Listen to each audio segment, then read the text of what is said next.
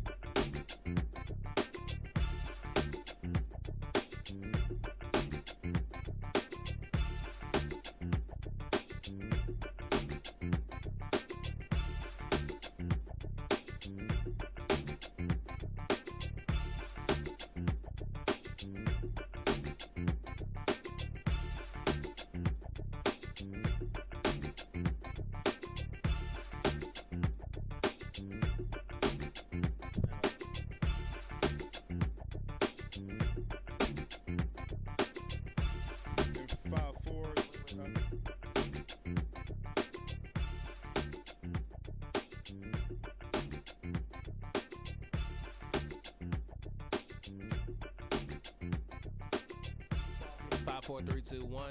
How you doing, Roland? How you feeling today? 5, 4, 3, 2, 1, 1, 2, 3. Stand by. 5, 4, 3, 2, 1. Go ahead. Today is Monday, January 12, 2026. Coming up on Roland Martin Unfiltered, streaming live on the Black Star Network. Tennessee Governor Bill Lee turned down federal funding to help feed children and families during the summer. I thought they were pro-life. Yeah. I'll talk with Tennessee State Representative Justin Pearson about how this impacts low-income areas. Also, a Jacksonville Jaguars beat reporter from the Black Press is causing a stir because she offered encouraging words to the head coach of the team. She'll join us right here on Roland Martin Unfiltered. Federal Reserve Chair Jerome Powell fires back at Donald Trump after the Justice Department investigation of him overspending, and Republican and Democrats in Congress are saying back off of the Fed chair, Donald Trump. More ICE agents are headed to Minneapolis after last week's fatal shooting of Renee. Plus, Lieutenant Governor of Michigan Garlin Gilchrist suspends his gubernatorial campaign. He announces he's running for another office. Plus, Donald Trump told the New York Times that the results of the 1964 Civil Rights Act, the one that ended segregation and race-based discrimination, left white people very badly treated. Yeah, you know I got something to say about that. And I keep telling y'all, these Republicans are absolutely positively not pro-life. Wait till I tell y'all what Trump's EPA is doing when it comes to pollution. It's time to bring the funk.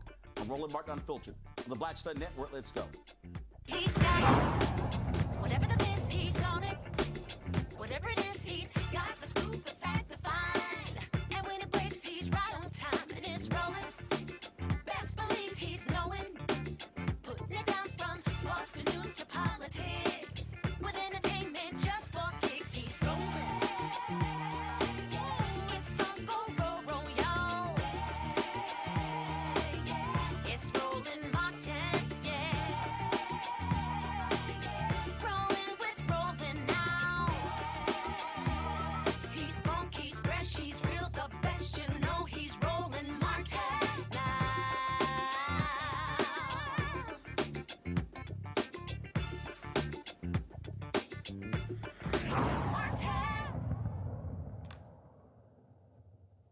The Republican governor of Tennessee, Bill Lee, has turned down $84 million.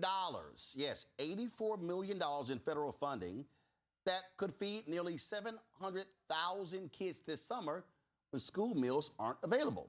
Instead, the state is running a smaller program that reaches fewer kids and gives the administration control over who gets help. Critics say this leaves hundreds of thousands of children hungry. For families counting on summer meals, this is a major deal. The governor says his program is better for Tennessee, but for how many kids? That federal money, of course, could have made the difference between eating and going hungry. Joining us now is Tennessee State Representative Justin Pearson. Glad to have you back on the show, Representative Pearson. Look, this is not just the first time a Republican governor has done this. We saw DeSantis do this. We saw Texas Governor Greg Abbott do this. These people love saying they're pro-life, but it's amazing how they love to deny basic food benefits for the most vulnerable. Yeah, no, it's disgusting and it's dishonorable to the oath that we all swear to protect and care for the people in our states, the people in our communities. Governor Bill Lee is abandoning the children for another year of the summer food program and taking tax dollars that we paid already, $84 million, and just returning it to the federal government without actually fighting to make sure that every child in the summertime is not going to bed hungry. 1 out of 5 children are already food insecure in this state. Hundreds of thousands in my district need these resources, and the program that the governor actually launched to, in essence, replace what the federal government was giving did not include Shelby County. It didn't include Memphis, Tennessee. And so it was a program from its outset that was destructive and disruptive and did not actually meet the needs of hundreds of thousands of kids, not only in urban areas, but in suburban and rural areas across the state of Tennessee. And so myself and 9 of my colleagues today sent him a letter and are demanding that Governor Bill Lee apply for the $84 million of federal funding that's already been allocated for our state to be able to feed hungry children. A lot of people claim Christianity and claim these faith practices, but when it comes to actually feeding hungry people and feeding hungry children, they don't do it. And it's time for this hypocrisy to cease, time for the shenanigans of these games to end by this Republican party, and time to care for people in our communities. I'm confused. So he has a program, but it didn't include Shelby County where Memphis is, but he's the governor for the whole state. So was he only trying to feed white rural Tennessee? Mm-hmm. I mean, he cared about certain children. He just didn't care about our children. He didn't care about our community. Memphis, Shelby County was not included in his pilot program for trying to replace what the federal government is doing. And right now, we're facing a budget deficit of nearly $1 billion that's being reduced. Even our veterans didn't get a single dollar increase in the budget this year because of the actions of this administration that have been fiscally irresponsible, giving tax breaks to the billion-dollar corporations and not caring or investing in people. But we know this federal program has resources allocated intentionally to help poor people. That's poor Black kids, poor Latina kids, poor white kids, and poor people in the state of Tennessee that we are not getting access to simply because of a decision by this governor and his administration not to care for our children. And that is so consequential to the health and the well-being of our families, of our communities, but it's devastating to the children who are going to bed hungry at night when they don't have to. The money's there. So often in government, you hear people say resources are scarce, but right now we know the resources are available. We have a lack of political will and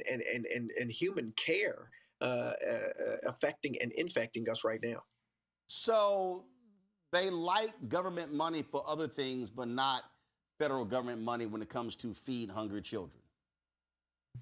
In essence, right? You know, when it comes to programs or ideas that they have that they think are going to move forward this agenda of hurt, of harm, sending in the National Guard to places like Memphis and getting federal money to be able to do so, getting federal investment in the form of military occupations that are arresting people unlawfully and unjustly in Memphis, in Minneapolis, all across the country. Those are the types of things that they are manning federal investment. But when it comes to actually meeting the bare needs of people, the dealing with the affordability crisis, feeding hungry kids, somehow Republican Governor Bill Lee is saying he doesn't have a responsibility to them. He doesn't view them as worthy of being able to eat in the summertime when we know they're not getting as much food because the school system is closed. And we know there are hundreds of thousands of people in our state and across the country who rely on food programs to be able to eat meals. That isn't something that should be political. It is not something that should be partisan.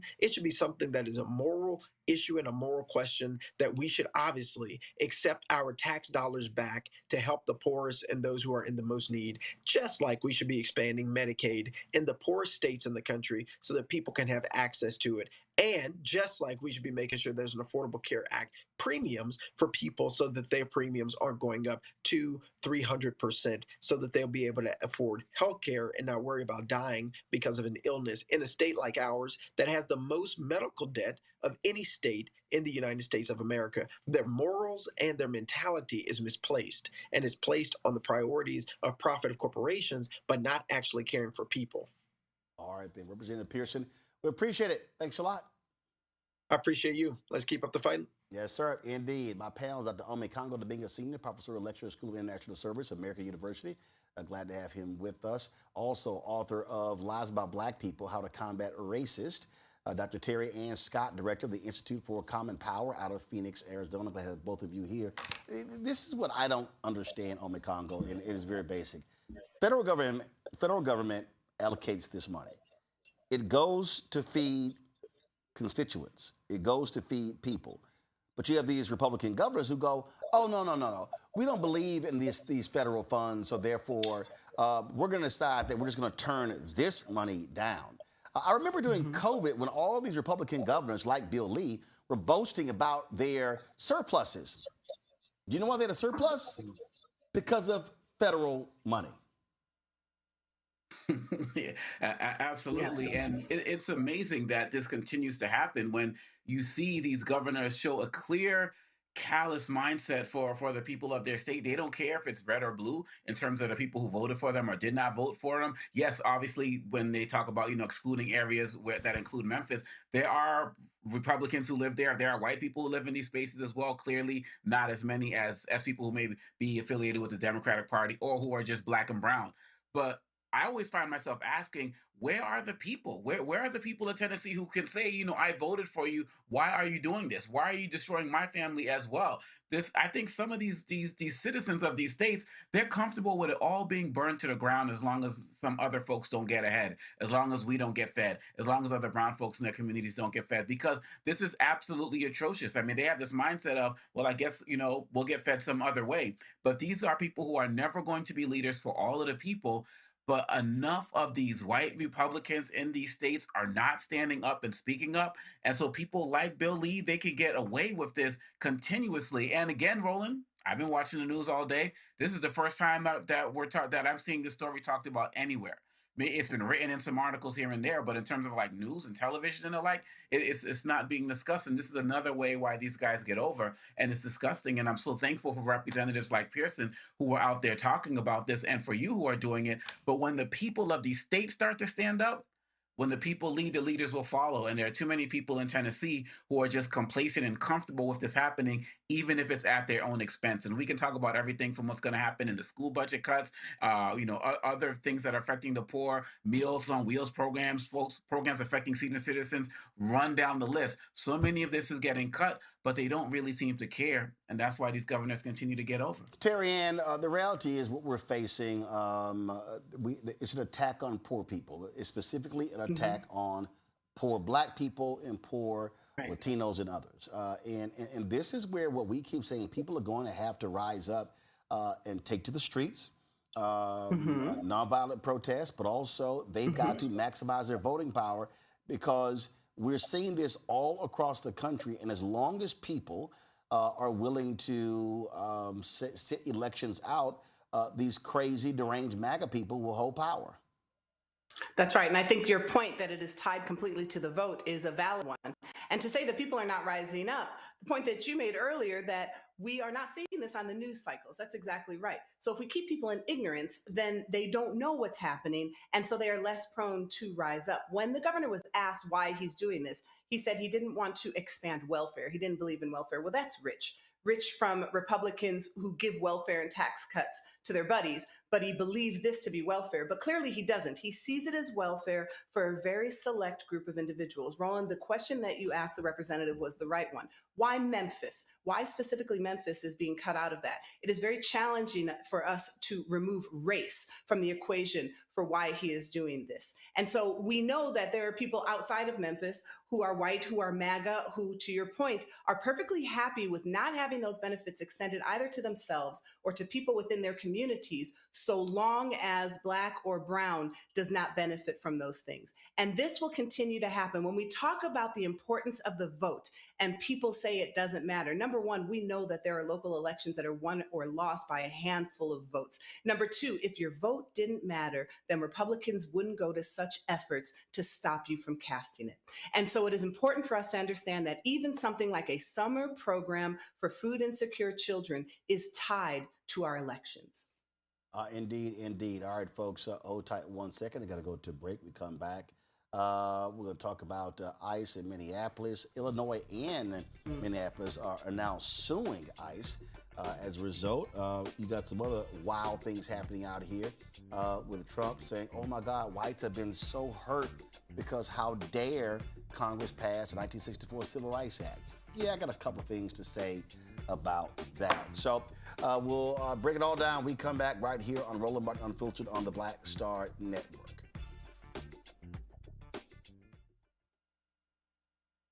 Next on the Black Table with me, Greg Carr. America is being reshaped in real time by a group of 6 people, unelected and without any checks and balances. By the end of the current Supreme Court session, education, the workplace, who gets to elect our leaders, and so much more could radically change. This week, we reconvene our legal roundtable and look at what the new America may look like and how we should respond. That's next on the Black Table, right here on the Black Star Network. I'm Ryan Wilson, CEO and co-founder of The Gathering Spot, and you're watching Roland Martin Unfiltered on the Black Star Network.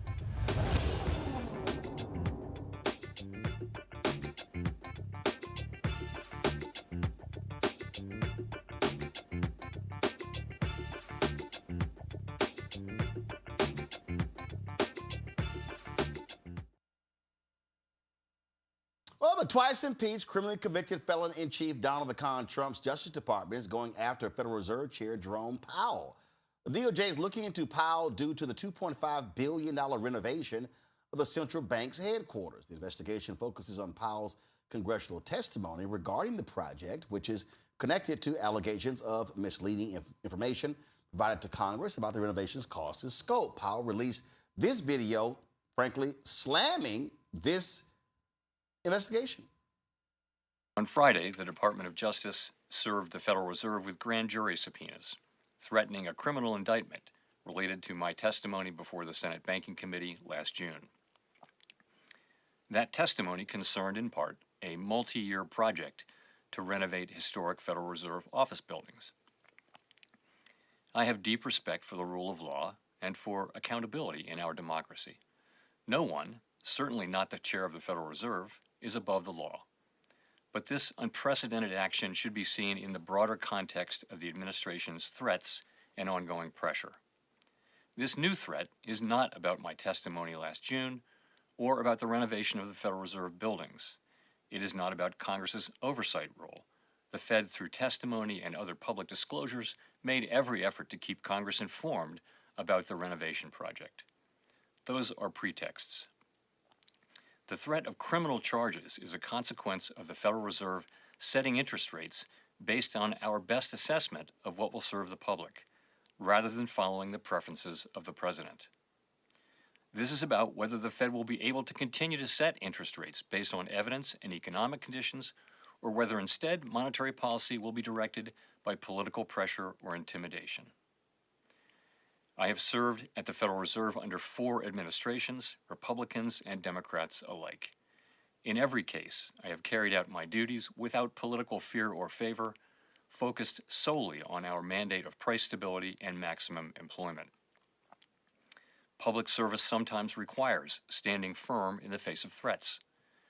I will continue to do the job the Senate confirmed me to do, with integrity and a commitment to serving the American people. Well, folks, this has not sat well with Republicans and Democrats. So go to my iPad, Anthony. This is a tweet posted from North Carolina Senator Republican Tom Tillis. Now, it's amazing how he got he got a lot of guts dealing with Trump since he announced he was not running for re-election in November. He said if there were any remaining doubt whether advisors within the Trump administration are actively pushing to end the independence of the Federal Reserve, there should now be none. It is now the independence and credibility of the Department of Justice that are in question. I will oppose the confirmation of any nominee for the Fed, including the upcoming Fed chair vacancy, until this legal matter is fully resolved. Now, keep in mind, in a couple of weeks, the Supreme Court is going to be hearing oral arguments concerning Donald Trump's attempt to dismiss Federal Reserve Board Governor Lisa Cook, African-American. Trump's previously fired Cook, again, the first African-American woman to serve as a Federal Reserve governor, citing allegations of mortgage fraud, which, of course, have never been proven whatsoever. As I said, there are other Republicans and Democrats who have been blasting these actions with the Federal Reserve. Terry Ann, let's just be clear. Donald Trump has been attacking the Federal Reserve since these MAGA idiots put him back in the White House because he wants them to lower interest rates because his economy sucks. So he's been blaming Jerome Powell for everything. And Powell was saying, dude, the reason the economy is bad is because your dumbass tariffs. Right. So number one, let's make it very clear that there have been no criminal charges placed against Cook. So I think that's important for us to understand. These are false claims coming from the administration in an effort to unseat her. And as you noted, a long line of Black women that he has worked to unseat because of whatever threat he feels from the success of Black women. Number two, I think it's very important that Powell did this, to come out and say very clearly that they are investigating me under a pretense of me misusing funds for creating changes to a federal building, which is really quite ironic given that half of the White House has been knocked down to build some gaudy ballroom. And so Powell has said this and said, no, the reason is because I essentially won't kowtow to the whims of a wannabe dictator. And so I think it's important for him to be public about that, because now what he is beginning to do is garner support from both sides. And the more visible he can make this, and the more that he can let people know that this is an attack because Trump wants to be able to control, Trump and his cronies, not just him, want to be able to control the economy, and by extension, cutting interest rates without analysis, without fact, destroy an economy. Powell says, I'm not going to allow you to do that, and I'm not going to allow you to scapegoat me for that. Congo, you can tell that this is bipartisan because a number of former Federal Reserve leaders have weighed in. They released this statement on the Federal Reserve. The Federal Reserve's independence and the public's perception of that independence are critical for economic performance, including achieving the goals of Congress has set for the Federal Reserve's of stable prices, maximum employment, and moderate long-term interest rates. The reported criminal inquiry into Federal Reserve Chair Jay Powell is an unprecedented attempt to use prosecutorial attacks to undermine that independence. This is how monetary policy is made in emerging markets with weak institutions with highly negative consequences for inflation and the functioning of their economies more broadly. It is no place in the United States whose greatest strength is the rule of law, which is at the foundation of our economic success. Ben Bernanke, who served 2 chairs as chair of the Board of Governors of the Fed under President George W. Bush, Jared Bernstein, who was chair of the Council of Economic Advisors under President Joe Biden, Jason Furman was chair of the Council of Economic Advisors under President Obama, Tim Geithner was the 75th Secretary of the Treasury under Obama. He was also president and CEO of the Federal Reserve Bank of New York.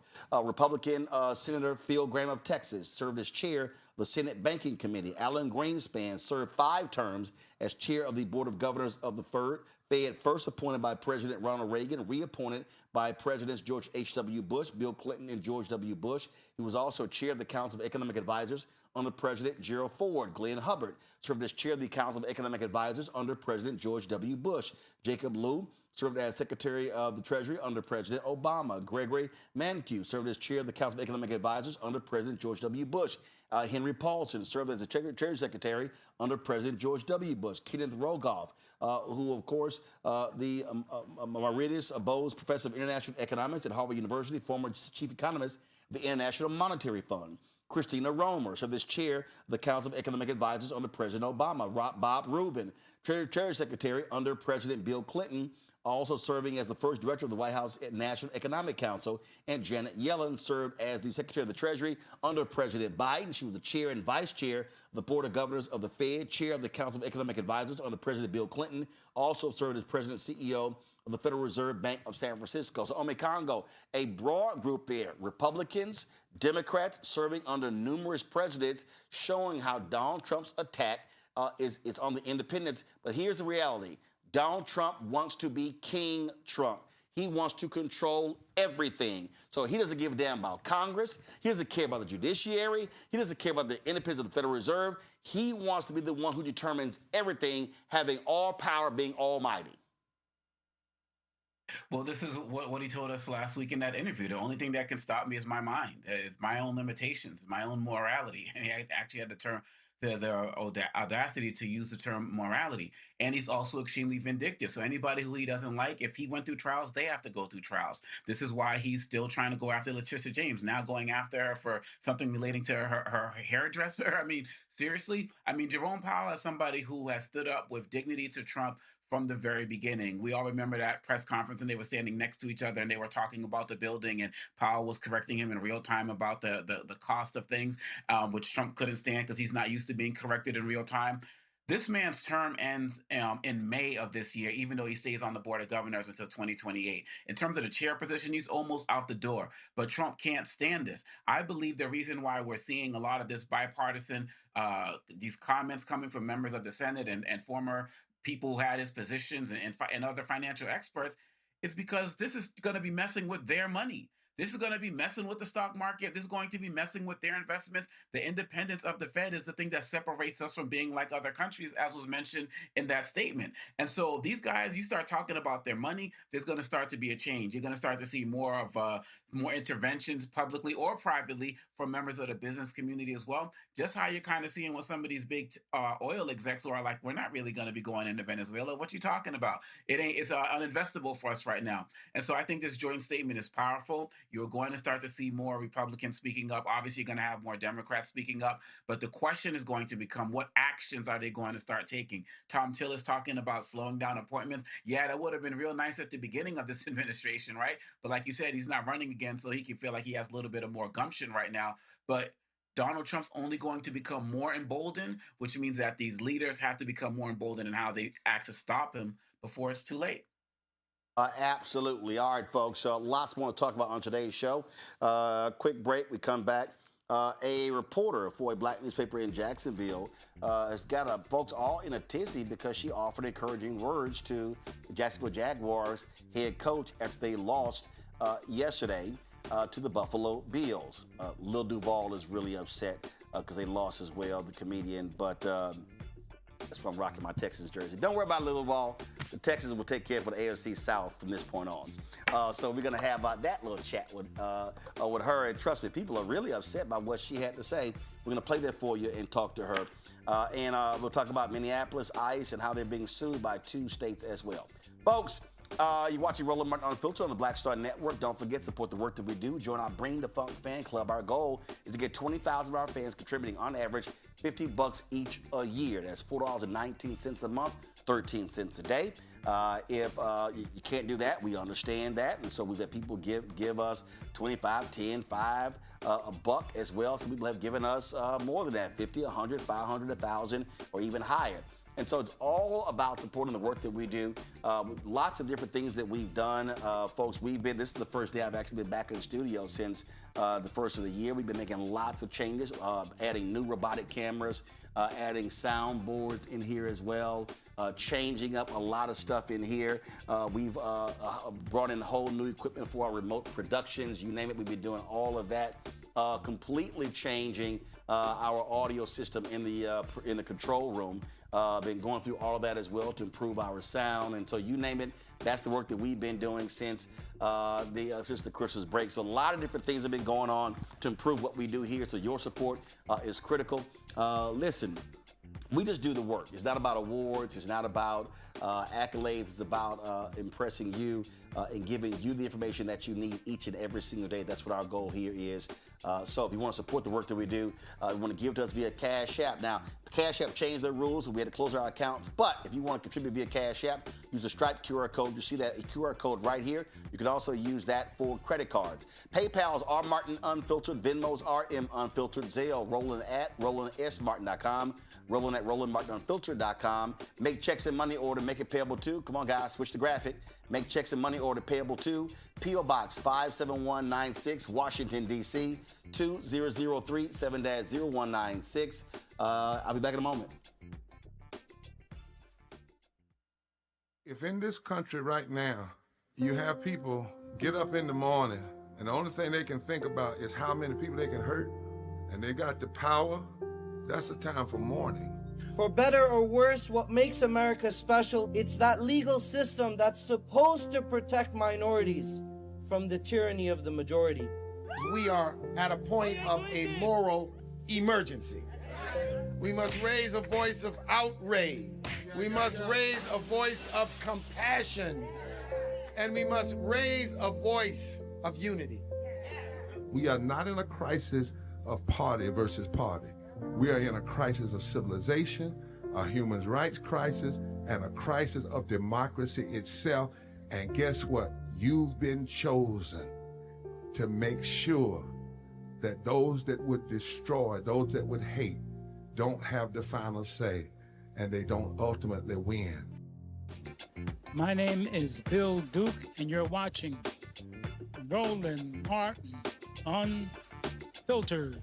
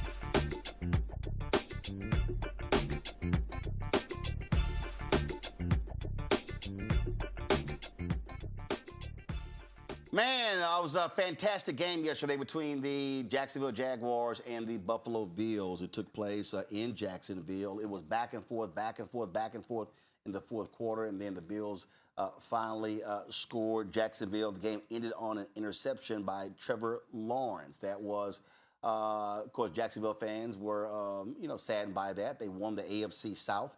Of course, my Texans came in second. And they were trying to win this playoff game after having a dismal last 3 or 4 years. So at the post-game news conference, Jacksonville Jaguars head coach Coen was at the podium. And then this exchange happened with Jacksonville Free Press reporter Lynn Jones-Turpin. Jones, Jacksonville Free Press News. I just want to tell you congratulations on your success, young man. Thank you. You hold your head up, all right? You guys have had a most magnificent season. Thank you. And you did a great job out there today. Appreciate so you just hold your head up, okay? Thank and you, ladies ma'am. and gentlemen, Duval, you the one, all Thank right? you, ma'am. keep it going. We got another season, okay? I appreciate Take care and much continued success to you and the entire team. Thank you, ma'am. Well, y'all, that had the sports journalism world in a tizzy. You had lots of reporters who were saying, oh, my God, she's wrong. That was grossly unprofessional. How dare she do that? That's not how reporters are supposed to operate.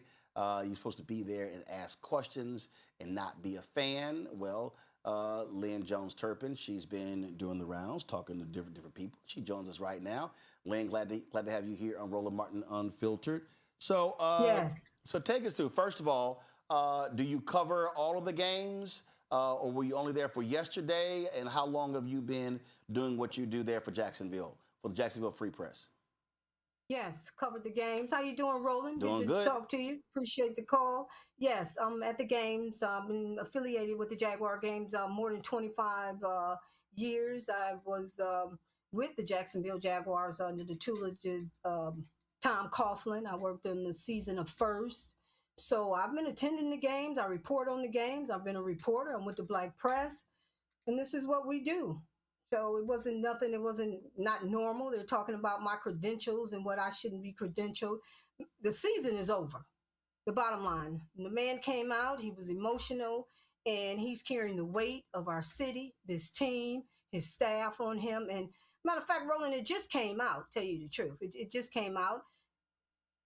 To formulate a question and get back into the game is over. The game is over, and we headed into next season.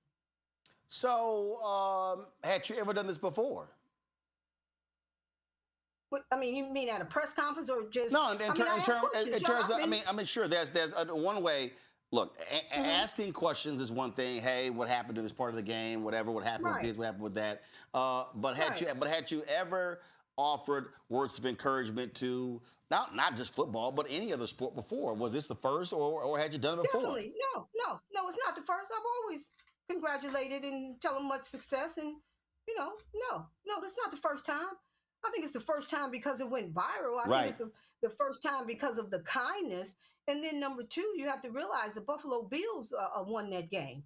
So the fact remains that Jaguars are getting this recognition from about a coach who didn't win the game. That seems to me to be the issue, but yet you're dissecting what I said to him, which was only positivity. Mm-hmm. And I don't know, but there's no protocol on what I can ask or what I can say. So there was no confusion for myself.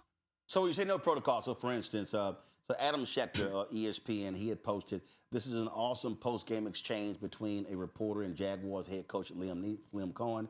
Jamel Hill said there can't be a reporter because if so, I would not have used the term awesome. Pat McAfee of ESPN has defended you, calling people who are complaining about what you had to say a bunch of curmudgeons. And again, what you have here is you have this back and forth in terms of how reporters saying this is how reporters are not supposed to operate. And that is you don't cheer in the press box. You don't root for the home team. You do those different things. Those rules. Exactly. And so I know those rules. Gotcha. I know, but we're at a press conference. I'm no longer in the press box. Mm-hmm. When I'm in the press box, I follow the rules and the regulations. I've been in the press box since the team set foot on the field. So yes, I know the rules and regulations in the press box, and I follow those rules without any problem. And you and I know both, we know that. You follow the rules. So upon leaving the game and the team, I just headed back down. You go down to the corridor, go to the press conference, and that's what came up. I mean, everyone was asking all these questions, and when she gave me the mic, it just came out, Roland. It just came out. I wasn't trying to look at oh my God, I need to go in the third quarter and the punt in the fifth down. The game is over. Now, after that, what was it? Josh Allen, I think he came up to the podium, and one of the reporters, he told him, let him know, excuse me, I think I've already answered that question. So sometimes you can have a barrage of questions and everybody's asking the same question. Mm-hmm. So it didn't mean that, I'm his fan. I've never met him. I don't know the coach. I know the coach who he is for Jaguars. He came here. It's been a year, Duval, this and that. But I wasn't trying to be a fan. Yes, I am a fan, but I know my personal working relationship with the Jaguars, with the Black press, and what I do as a reporter. So it just happened, and it came out to give this man a congratulatory and to say, hey, keep your head up, young man. You the one. I mean, I didn't know that would cause such a rift. But it's been quite positive, not for myself, the paper, all the young people in this city, people who I know, who know me personally, didn't even see it, but they heard my voice. I have a lot of young people, and I'm president, I'm VP now of the Association of Black Journalists here, and a lot of our members, young people. And he told me when I went to the station today, he said he had just lost a love of his. And the words, he heard them, and it encouraged him. So a lot of people just heard my words rolling from around the world. It had nothing to do with, I'm a fan, and you did this. I let the man know you did have a most magnificent season. We are 13-5, and so what was wrong with that? I got a kick out of black folks when at first they said, I don't even know who asked that question. They said, but I know that's an auntie asking that question. So black folks, black people talk, so that they've been calling you auntie because they said that sounds just like a black auntie right there. This was that's a tweet. The word on the street. This was a tweet from Brian Shable. He said, I've known Lynn for about 10, 11 years. We usually sit in the same section of the press box. She brings such positivity to every game, even during the many losing seasons. No one was more excited than she was about the Jags' performance against the Titans last week. She's a wonderful person, and I'm so happy that this has been received so positively. Thank you. Thank you. Yes, and it has. And matter of fact, guess I was on with Kenan Thompson and Kevin Hart today. I'll be on their, I don't know if I was supposed to say that, but I'll be on their show tomorrow, 8 p.m. on Prime Video. So watch out for me. I have to, get Kevin right, tell him to keep his head up and stay in the game. So this is one of the things that, so let's be real clear, okay? And Wesley Lowry has written about this as well. Because what happens is in our business, you have this what is called objectivity. And that is when you're a reporter, you're supposed to be objective. You're not supposed to show favor. You're not supposed to be against, not supposed to be for. You're supposed to be even keeled. But one of the things that he's talked about in the past is that objectivity actually was not always the case, that really came about in the 30s or something along those lines. And one of the things that is hard for a lot of people to understand is that those of us in Black-owned media, we've operated by our own rules. We haven't operated by the rules of white media. So when you talk about in terms of reporting relationships, I mean, what people don't understand that when in Little Rock, Arkansas, when they were plotting the Little Rock Nine, when they were plotting that, the Black press was actually in the room with them, and the relationship between MLK and Lerone Bennett, as well as Simeon Booker, between Ebony and Jet. And so a lot of folk really have no understanding in terms of when we talk about the Black press, how we operate by our rules, not y'all rules. Roland, you know what you're talking about. Okay, we're talking about the Black press. Come on, 190 years. There's more than 230. I say this every day. More than 230 African-American newspaper printing in this country today. And I'm hail from the great city of Detroit, Michigan. Well, the Michigan Chronicle has been around since 1935. In Philly, they've been printing the Philadelphia Tribune since 1884. We've been around since 1986. The Florida Star here has been around since 1955. So there's an African-American newspaper in every city in this country. Now, I know there was an issue in the NNPA, and we're talking about the black press. And we do things our way, and this is our press. It's just that we need more exposure, subscriptions, advertising. That's the level that we're ascending to for our next level when you're talking about news and newspapers. But we're not just newspapers anymore too. You're on social media.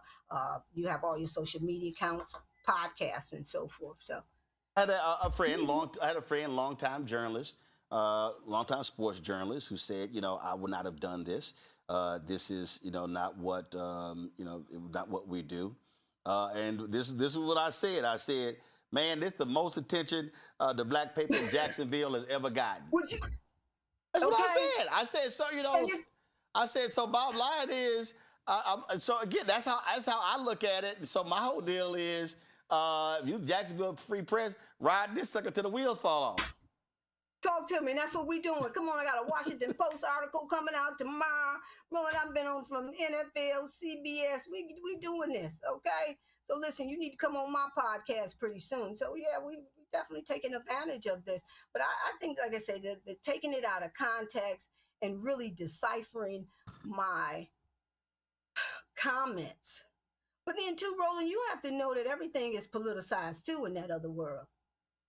So well, I understand from the journalistic perspective. I understand in terms of how we're supposed to operate, behave. But here's the whole deal. Here's the whole deal. And I'll just say this here. The reality is they're a columnist. They're a columnist who, and this is also people don't understand about journalism. First of all, when you say journalism, that's an umbrella term. You can be an opinion columnist and be a reporter, beat writer, and you literally are under the same umbrella. And so a columnist could say exactly what you said in a column, and nobody would say anything about that. You just actually said it there at the news conference in front of everybody else with the coach standing there. So I understand all the hardcore journalism people. This is not what we do. This is not how we operate. I get that. But the reality is, again, if your publisher ain't got no problem with it, if your bosses are fine with it, well, then that's how it works. That's how it works there. And in fact, this was, I came across this. This was Pat McAfee's response. Hell yeah. Lynn Jones, Jacksonville Free Press, 27 seconds. Just to let Liam Coen know. Probably, I'm assuming we need to reach out to Miss Lynn Jones. Obviously, we will try to do that. We should have done that. Better journalism on our part. We'll talk about journalism here in a second. But probably somebody that's been around for a little bit, probably been around a little bit, and just saying, hey, nobody expects you to do that this year. You should hold your head up high. We appreciate you here in this city. We probably talked to each other here a lot through the last season. That's every day. The local crew is like, I'm not saying Lynn is. I'm just saying the local crew is like an everyday thing. Just want to let you know you did a good job this year. We appreciate you. 27 seconds. 27 seconds. It's a lot of time. 27 seconds of, hey, yeah, good stuff. And then, everybody in the sports journalism world say, this is out of line. This unbelievable. Can't do it. Can't have it. What are we doing here? We got deadlines. What's your deadline? A tweet? What are we even talking about now in 2026 about a deadline? Everybody's on a deadline.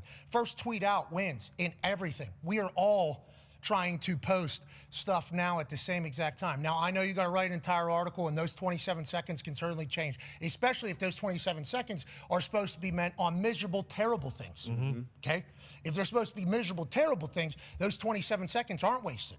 If those are dumb questions about things that you don't have right that happened on a football field that you just thought were happening, those 27 seconds are A-okay. But a positive, hey,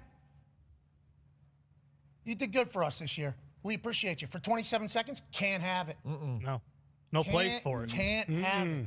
It's like, what a weird thing to come out publicly and say, this is disgusting. Who do you think you are to say that you think that's disgusting and it matters? Like, That is a crazy thing about the sport. So how soon are you going to be on ESPN? I think I have him tonight, matter of fact. I think I have him tonight. It's amazing, Roland. It's amazing. You know the work we do and being around the country, been doing this a long time. So I appreciate it. I appreciate the viral moment here. And just say, it's a pleasure. We had a winning season. I'm a winning reporter.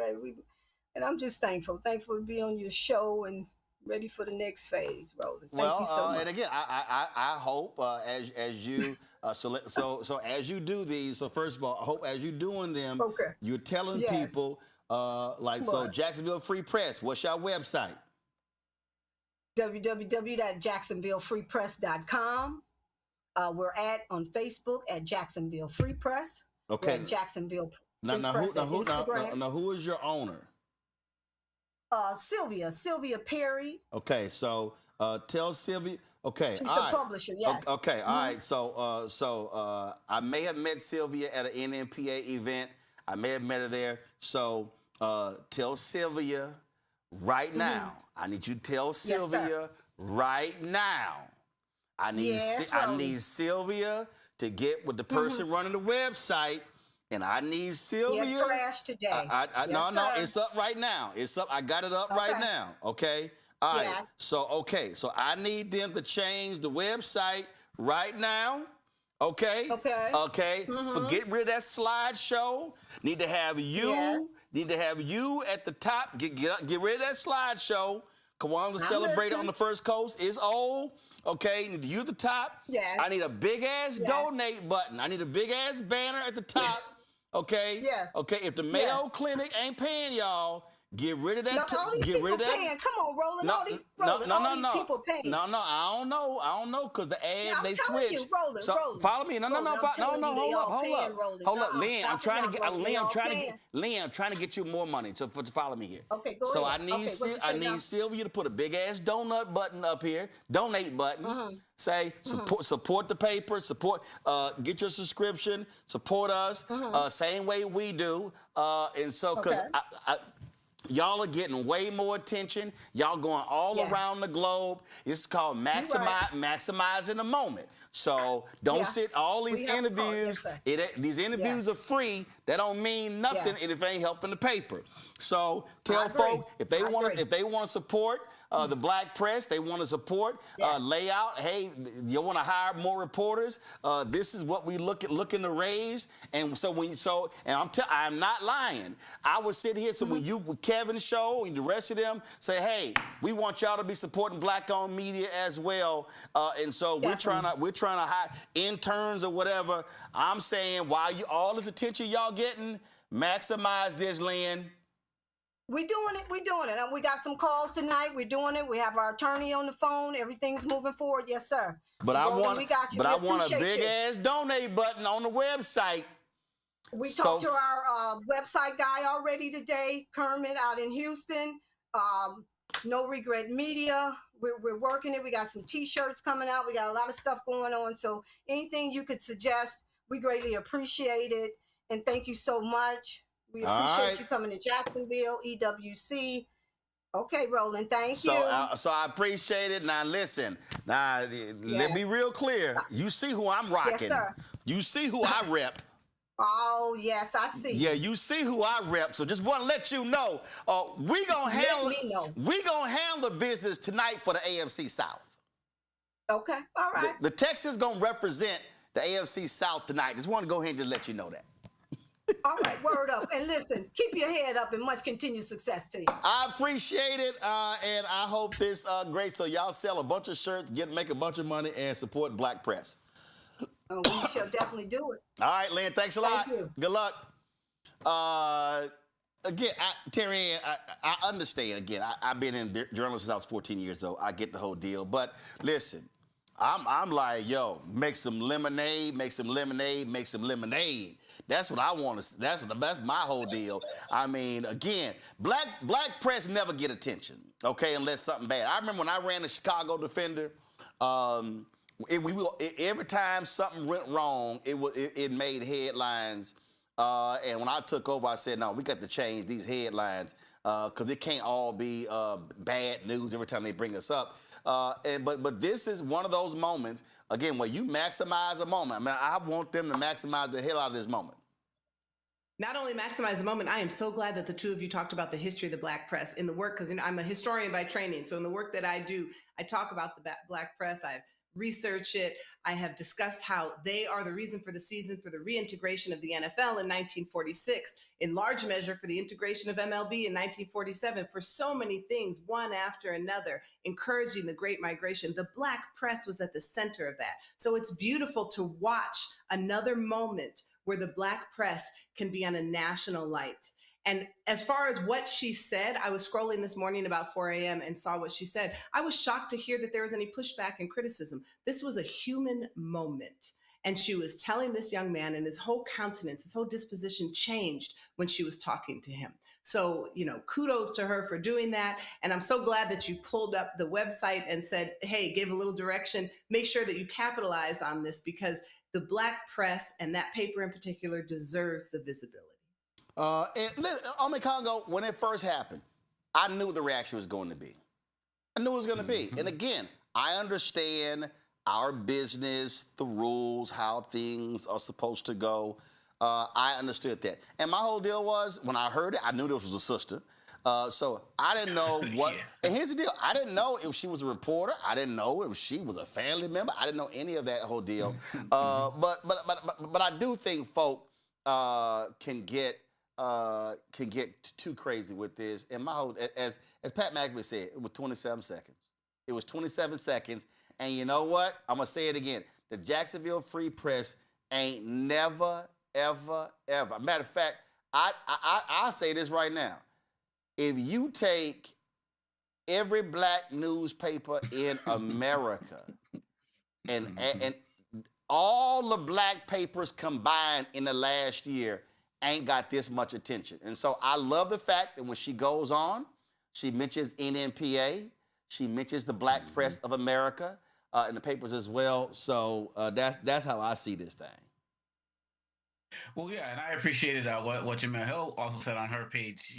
She was like, y'all spending so much time critiquing, you also spend as much time going to the website or the social media for this newspaper and actually following it and support it. Why not do that while you're talking all of this stuff? Look, I can't remember the last time I heard basically a human moment, in these press conferences, as it relates to this particular interaction. Some people may get up there, and be emotional about a loss or so on and so forth, but I'm talking about the interaction. But on the flip side, Roland, people are quick. Remember what they did with LSU and Angel Reese? I mean, you got these journalists out there who will do everything to demonize black athletes, sexualize them in the case of Angel Reese and some of these guys out there, and paint them in all of these negative lights. And people don't give them nearly as much critique or condemnation as they rightfully deserve. And so to have a situation like this happen, I think is beautiful. But not only is it beautiful, the positive feedback that she's receiving in a world of so much negativity in and outside of sports, to have this moment and to be recognized for it is beautiful. But like you said, Roland, in the way that world that we live in now, you also got to monetize that joint. So you got to make that happen too. Oh, absolutely. Hey, I'm telling you, Jacksonville, y'all, get them shirts printed now. Get that donate button up now. And all of these celebrities having you on their show, tell them cut a check to the Jacksonville Free Press. I'm telling you right now. I'm going to go ahead and say it, Sylvia. Y'all need to put a request of $250,000. And so say you want to create 4 journalism fellowships with that $250,000 for folks to be able to be on staff and report. Hey, I ain't got, in the words of Frank Lucas from American Gangster, I'm going to get that money. That's right. That's right. I got no problem asking for that money at all. Mm-hmm. All right, y'all. Going to a break. We come back. Black Star Network headlines with Brittany Noble. We're going to talk about Trump. Oh, my God, white people. Hey, it's been so rough for them since the Civil Rights Act were passed. So, yeah, what was life of black people before that was passed? A lot we're going to talk about in our second hour. We'll be right back. Roland Martin Unfiltered on the Black Star Network. said the quiet part out loud. Black votes are a threat, so they erased them. After the Supreme Court gutted the Voting Rights Act in 2013, Republican legislatures moved fast. New voter ID laws, polling place shutdowns, purges of black voters from the rolls. Trump's Justice Department didn't stop it, they joined in. In 2018, his DOJ backed Ohio's voter purge system, a scheme that disproportionately erased black voters. Their goal, erase black votes and political power. Yeah, that happened. These are the kinds of stories that we cover every day on Roland Martin Unfiltered. Subscribe on YouTube and download the Black Star Network app. Support fact-based independent journalism that centers African Americans and the issues that matter to our community.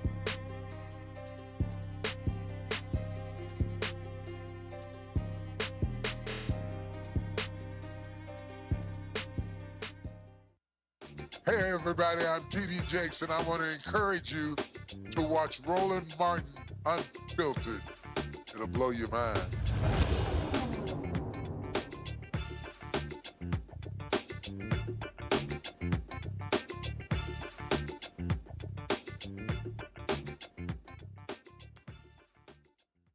All right, y'all. Now it's time for our BlackStarNetwork.com headlines with Brittany Noble. Brittany, what up? A medical group has a small victory against the Trump administration. A federal judge blocked the White House from canceling a nearly $12 million grant. The American Academy of Pediatrics was at risk of losing funding after a clash with the Health and Human Services Secretary Robert F. Kennedy Jr. over changes to the vaccine policy. Judge Burl Howell issued the ruling after finding that the medical group was likely to prevail in its claim that the U.S. Department of Health and Human Services retaliated against it. AAP has emerged as a vocal critic of major changes to the federal vaccine policy under Kennedy, who founded the anti-vaccine group Children's Health Defense. Well, Detroit Mayor Mary Sheffield is a woman on a mission, and she's making history as she goes. Just 4 days after being sworn in as mayor, she unveiled the RX Kids, a Michigan State University initiative launched in 2024. The program will help support families by providing funds for essentials such as utilities, diapers, food, and medical care. The state program is set to pay Detroit moms and their babies $105 million in cash. Well, Trump says Sean Diddy Combs is reaching out to him for help. He told the New York Times that Diddy had formally submitted a request for a presidential pardon. Unfortunately for the falling music mogul, Trump does not intend to grant the pardon anytime soon. However, the Deadline reports that Diddy's former criticism of Trump during his first term severely cut his chances of a pardon. Curtis 50 Cent Jackson's urging Trump not to issue a pardon. Well, more than 10 major artists will not play at the Kennedy Center due to its non-woke programming. So far, artists and productions have pulled the plug, including Hamilton, Issa Rae, and LL Cool J, just to name a few. Shonda Rhimes resigned from the center's board of trustees. This was after Trump turned the venue into one of his pet projects. He purged board members and installed himself as the new chairman, backed by new bylaws. Well, the people's champion, Muhammad Ali, will be honored with the U.S. postage stamp. The three-time heavyweight champion boxer is regarded as the most famous and influential boxer of all time. This is the first time he's appearing on the U.S. stamp. During his lifetime, he received numerous awards, including the Olympic gold medal in 1960, the United Nations Messenger of Peace Award in 1998, and the Presidential Medal of Freedom in 2005. He died in 2016 at the age of 74 after living with Parkinson's disease for more than 3 decades. Well, husband and wife, movie stars Megan Good and Jonathan Majors have obtained citizenship in Guinea after tracing their ancestry to the West African nation through DNA testing. The citizenship ceremony is a private cultural event organized by the Ministry of Culture. It took place at a tourist and cultural center. The couple expressed their longtime plans to have a home there and to potentially spend more time there. Roland? All right, Brittany, we appreciate it. Thanks a lot.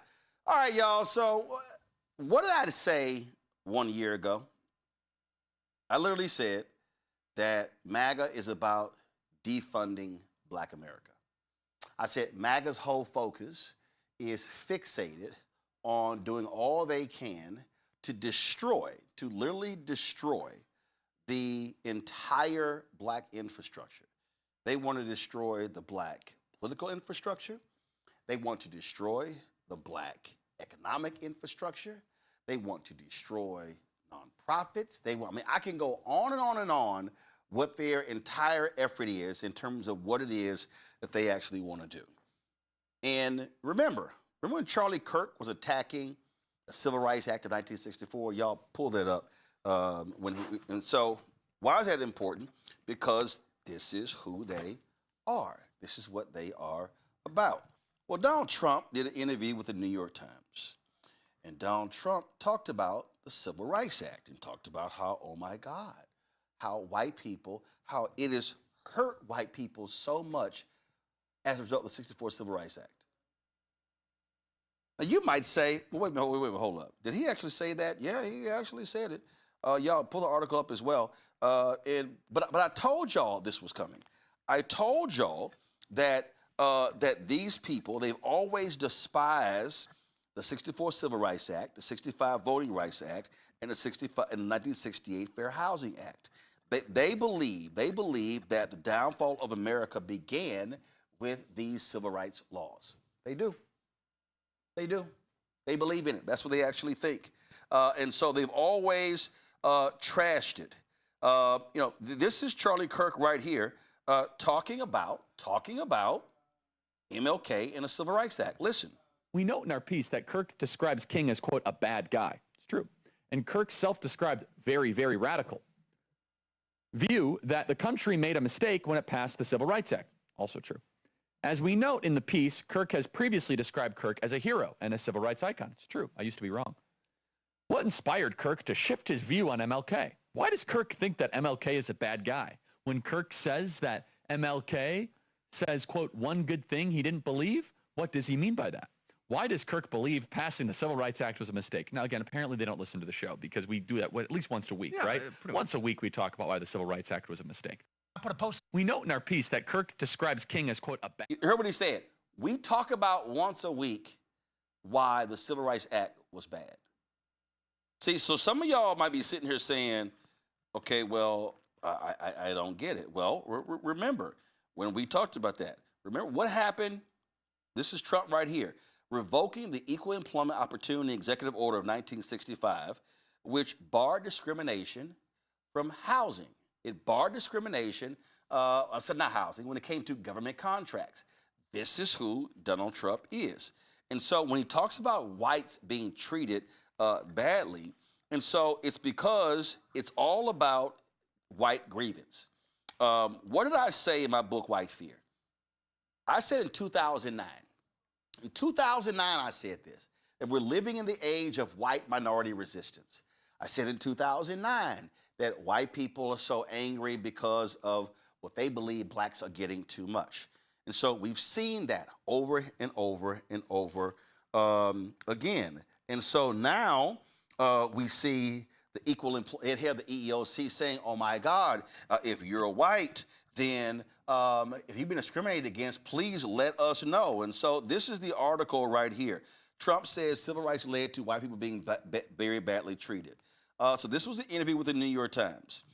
It says, speaking to the New York Times on Wednesday, Trump echoed grievances amplified by Vice President J.D. Vance and other top officials who in recent weeks have urged white men to file federal complaints with the Equal Employment Opportunity Commission. When asked whether protections that began in the 1960s, spurred by the passage of the Civil Rights Act, had resulted in discrimination against white men, Mr. Trump said he believed, quote, a lot of people were very badly treated. White people were very badly treated where they did extremely well and they were not invited to go into a university to college. He said in paying reference to affirmative action in college admissions. So I would say that way, I think was unfair in certain cases. He added, I think was also at the same time, it accomplished some very wonderful things, but it also hurt a lot of people. People that deserved to go to a college or deserved to get a job were unable to get a job. So it was reverse discrimination. And here we go. It was the reverse discrimination. Now, quoted in the article, Derek Johnson, president of NAACP, said, quote, there was no evidence that white men were discriminated against as a result of the civil rights movement. the Civil Rights Act and efforts to rectify the long history of this country denying access to people based on race in every measurable category. All right, so I told y'all this was coming. I told y'all. So their entire agenda, Project 2025, is about showcasing, oh my God, how rough these things are for white men. And so we need to understand what people need to wake up, Congo, to understand what is happening. They want to destroy any programming, anything dealing with race, because they don't give a damn about white folks having control. They don't care about discrimination against black people. They don't care about that. Their whole deal is oh my God, how things have been so awful for white people that let's eradicate all these programs because they think their world is falling apart. And what this really is about, white folks not being able to handle the browning of America. Seen so many posts in different places from people saying it's like y'all literally have everything, the Supreme Court, the House, the Senate, the presidency. You look at the CEOs of corporations, the heads of the majority of these universities. I mean, you can run down the actual list. And you see people like Christopher Rufo who put it out there clearly that they were going to target us. If you look across every industry, federal workers, people who are getting fired from corporate spaces, people who are getting fired from universities, programs that are being cut, university admissions. My daughter's applying to schools this year. You see the numbers decreasing for black people and especially black women across the board. So everything that you said in 2009, I remember you talked about being on a panel with somebody from CNN and they were like, oh, you're just being kind of extra with it. It's all playing out, and it's playing out on steroids, and it hasn't even been a full year. We're almost at a full year with this man. So there's only going to be more of it. Stephen Miller's white supremacy has been completely unleashed over, 400,000 women now, black women as it relates to the workforce. It is only going to get worse. And then you add ICE into it, you add what's going on in immigration, you add what's going to be going on with our schools. So when Trump talks about, some people couldn't go to college, which is an absolute lie, he's trying to have every type of way possible to put out more trigger words to rally up more white people who maybe have a little bit problem with what Trump's doing here and there, but he's giving them more chum. He's giving them more things to say, oh yeah, that's right. They did that. And so I'm now going to continue to be mad. And the fact that his base keeps falling for it when it's been clear that he doesn't give a damn about them, as long as he continues to give them racism as it relates to us and they keep falling for it. But at the end of the day, Roland, it is very clear that this was predicted. You stated it clearly in the book, and you stated it every year since. And if people don't wake up to that right now, I don't know if they're ever going to wake up. But it's not a question of waking up, Terry Ann. These conservative voters, this is what they believe. They believe, oh my God, we're losing opportunities because of those people. And here's what the real deal is. What they cannot stand is they now have to compete. The reality is these white folks they've lived this life, and all these young white men who are so mad, and they're not just mad at black people, they're also mad at white women. Oh, we're losing opportunity. Because see, here's the problem. These white folks believe that every job is theirs. They believe that every spot in a university is theirs.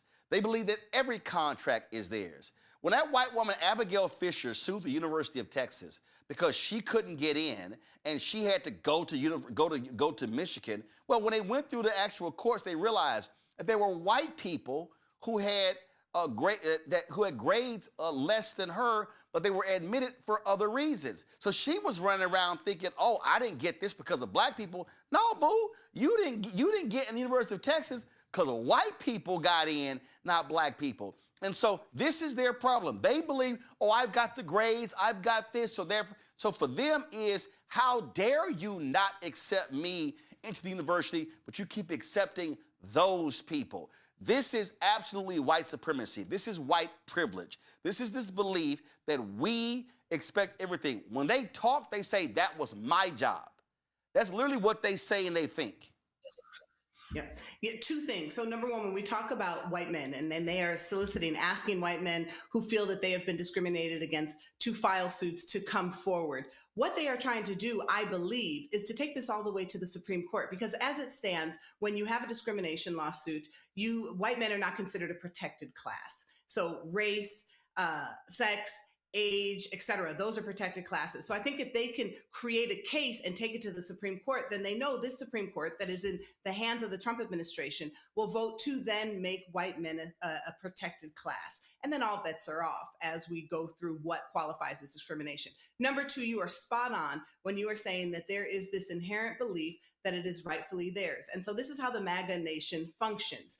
At its core, at its baseline, is an assumption that they are entitled to all of those things. And by extension, that any person of color who gets it is woefully unqualified, because it can't be that they are more qualified than the white person who didn't get that thing. If we look back at the race riots that have occurred in this country, 1906 in Atlanta, 1898 in Wilmington, all of these different race riots that occurred, it is the prosperous Black people who are attacked first, because it grates on the nerves of local racists that they were able to achieve anything. When we talk about DEI initiatives in this country, there is a conflation that the Trump administration and others have created that conflates DEI with incompetence. The actuality is that women who are white women who are the most benefactors of DEI and people of color who have been given an opportunity because of any kind of initiative, they typically actually have to outperform their white male counterparts. They do better, they score higher, they've gone to better schools.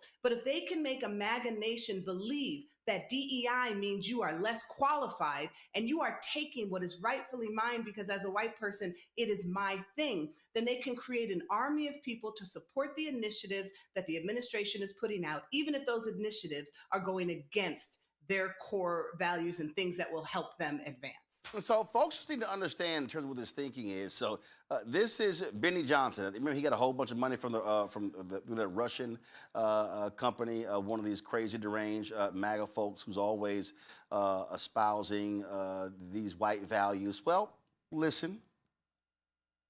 And so that's what they did in the military. They actually targeted the military specifically, installed the wokest, weakest, saddest, most wicked generals in American history, and they used the military not for war fighting, but for societal and social experimentation with their pagan religion.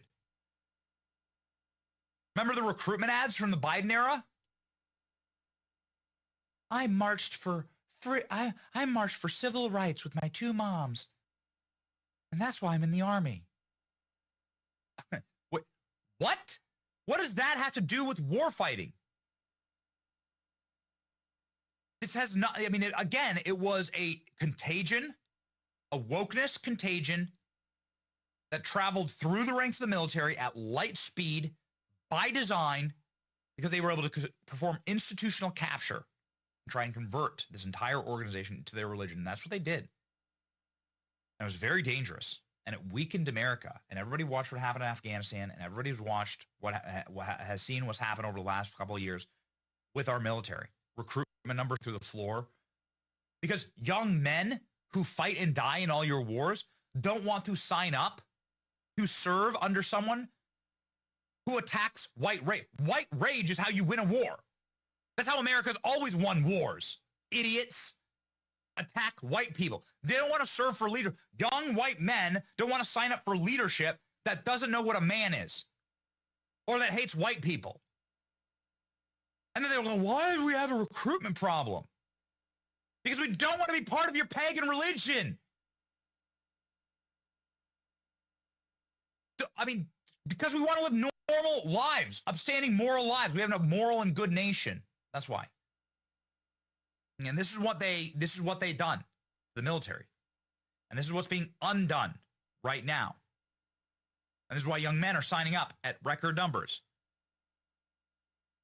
To understand, folks, and I keep telling y'all, they hated what took place after George Floyd was murdered. They hated the response. But the response that these white conservatives hated, they hated that young white people and Latinos and Asian Americans were so shocked and stunned by the callous murder of George Floyd that they began to respond. So they said, oh, no, we can't have that. People like Benny Johnson, oh, yeah, people, these MAGA people, they said, oh, Project Heritage Foundation, Project 2025, they said, oh, no, we can't have that. Oh, no, we got to destroy Black Lives Matter. We have to destroy the movement. They attacked BLM, like they attacked, like they used COINTELPRO to attack civil rights organizations. The exact same thing. That was 2021. 2022, all of a sudden, critical race theory. It's Christopher Rufo and his whole group. 2023, let's attack woke. 2024 is attack DEI. So they attach woke and DEI to everything. And so the white rage that Benny Johnson's talking about is they want to enrage white people. You have studies now where white people believe that they are twice as likely to face discrimination than black people. How many white folks have you heard impacted by redlining?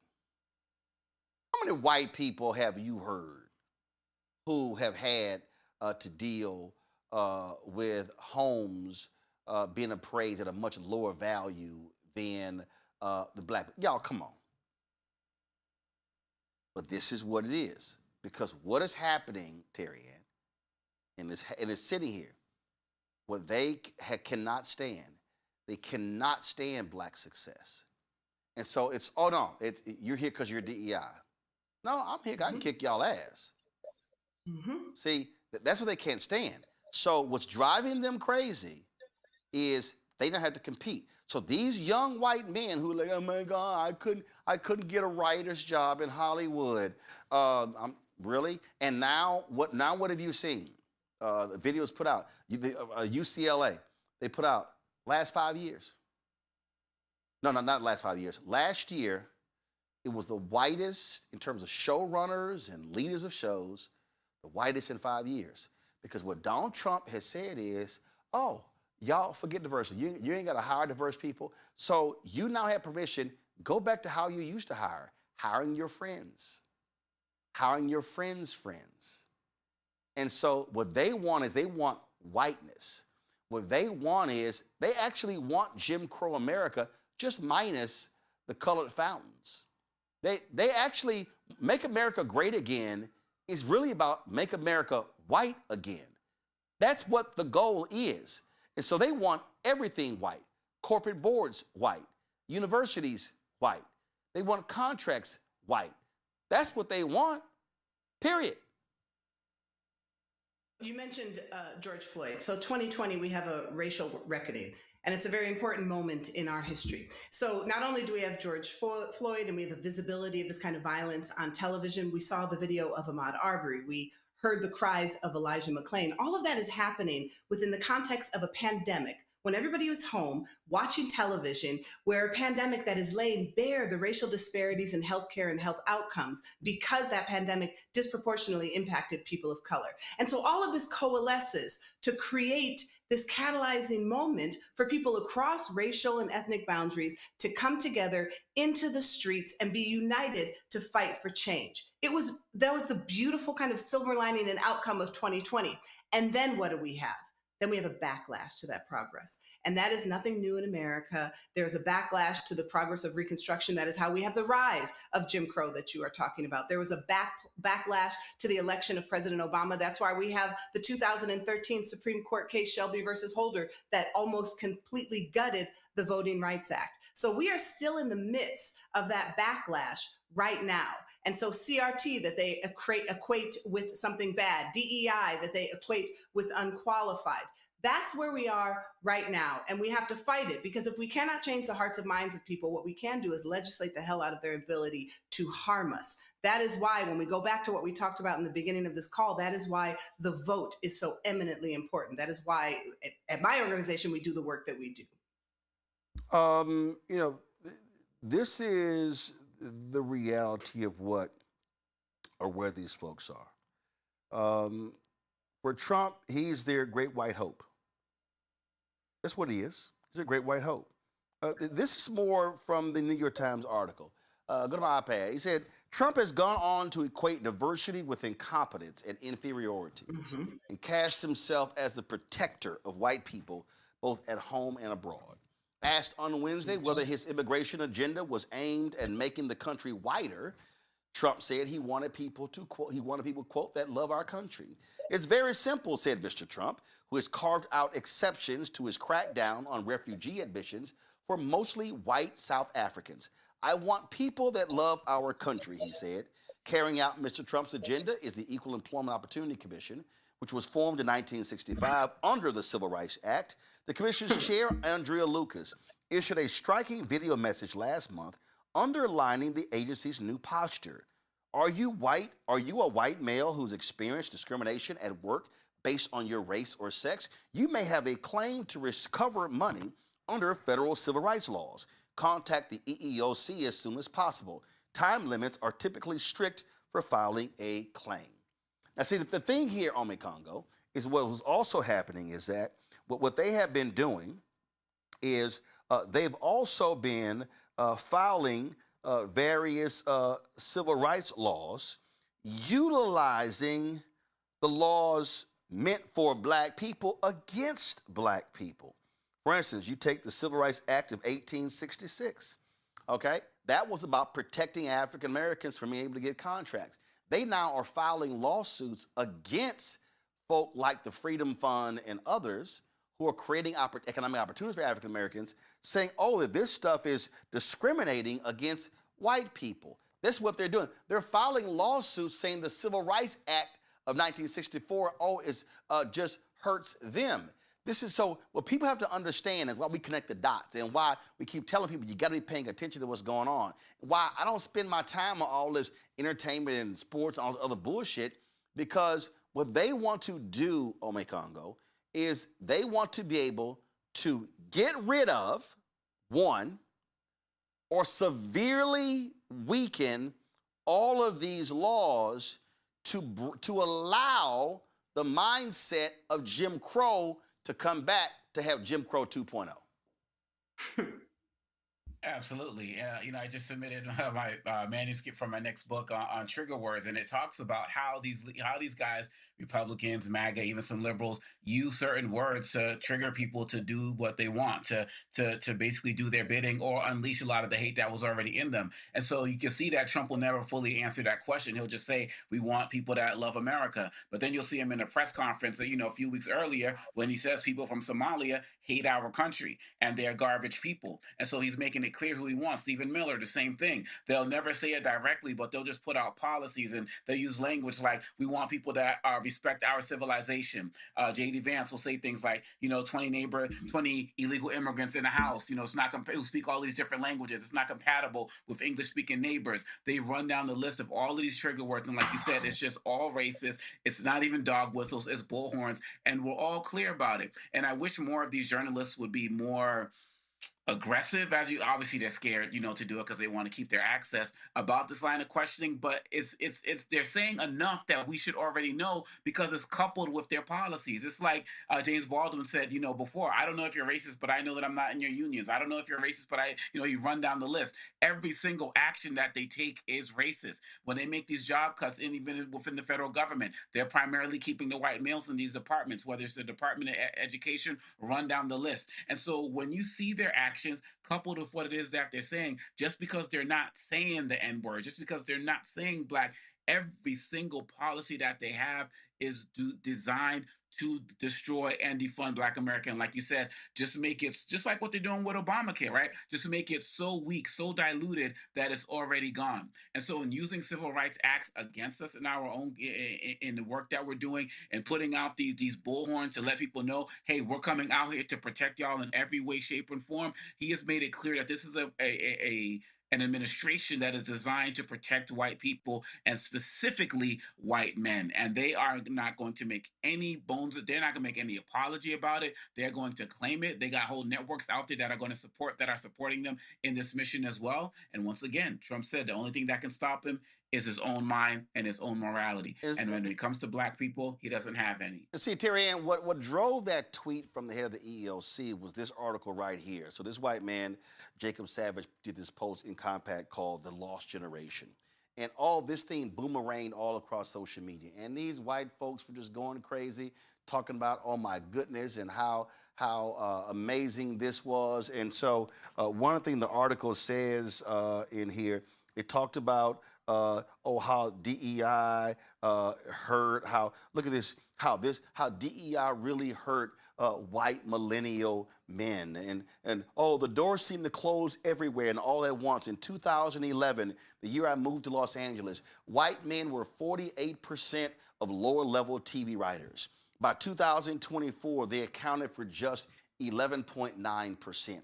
The Atlantic's editorial staff went from 53% male and 89% white in 2013 to 36% male and 66% white in 2024. So he's saddened that it went from 89% white to 66. White men fell from 39% of tenured track positions in the humanities at Harvard in 2014 to 18% in 2023. See, so really what and J.D. Vance shared this article, Stephen Miller shared, all the people, they push it out because what drove them crazy was, and this is really what this is all about, Terry Ann, was angering them.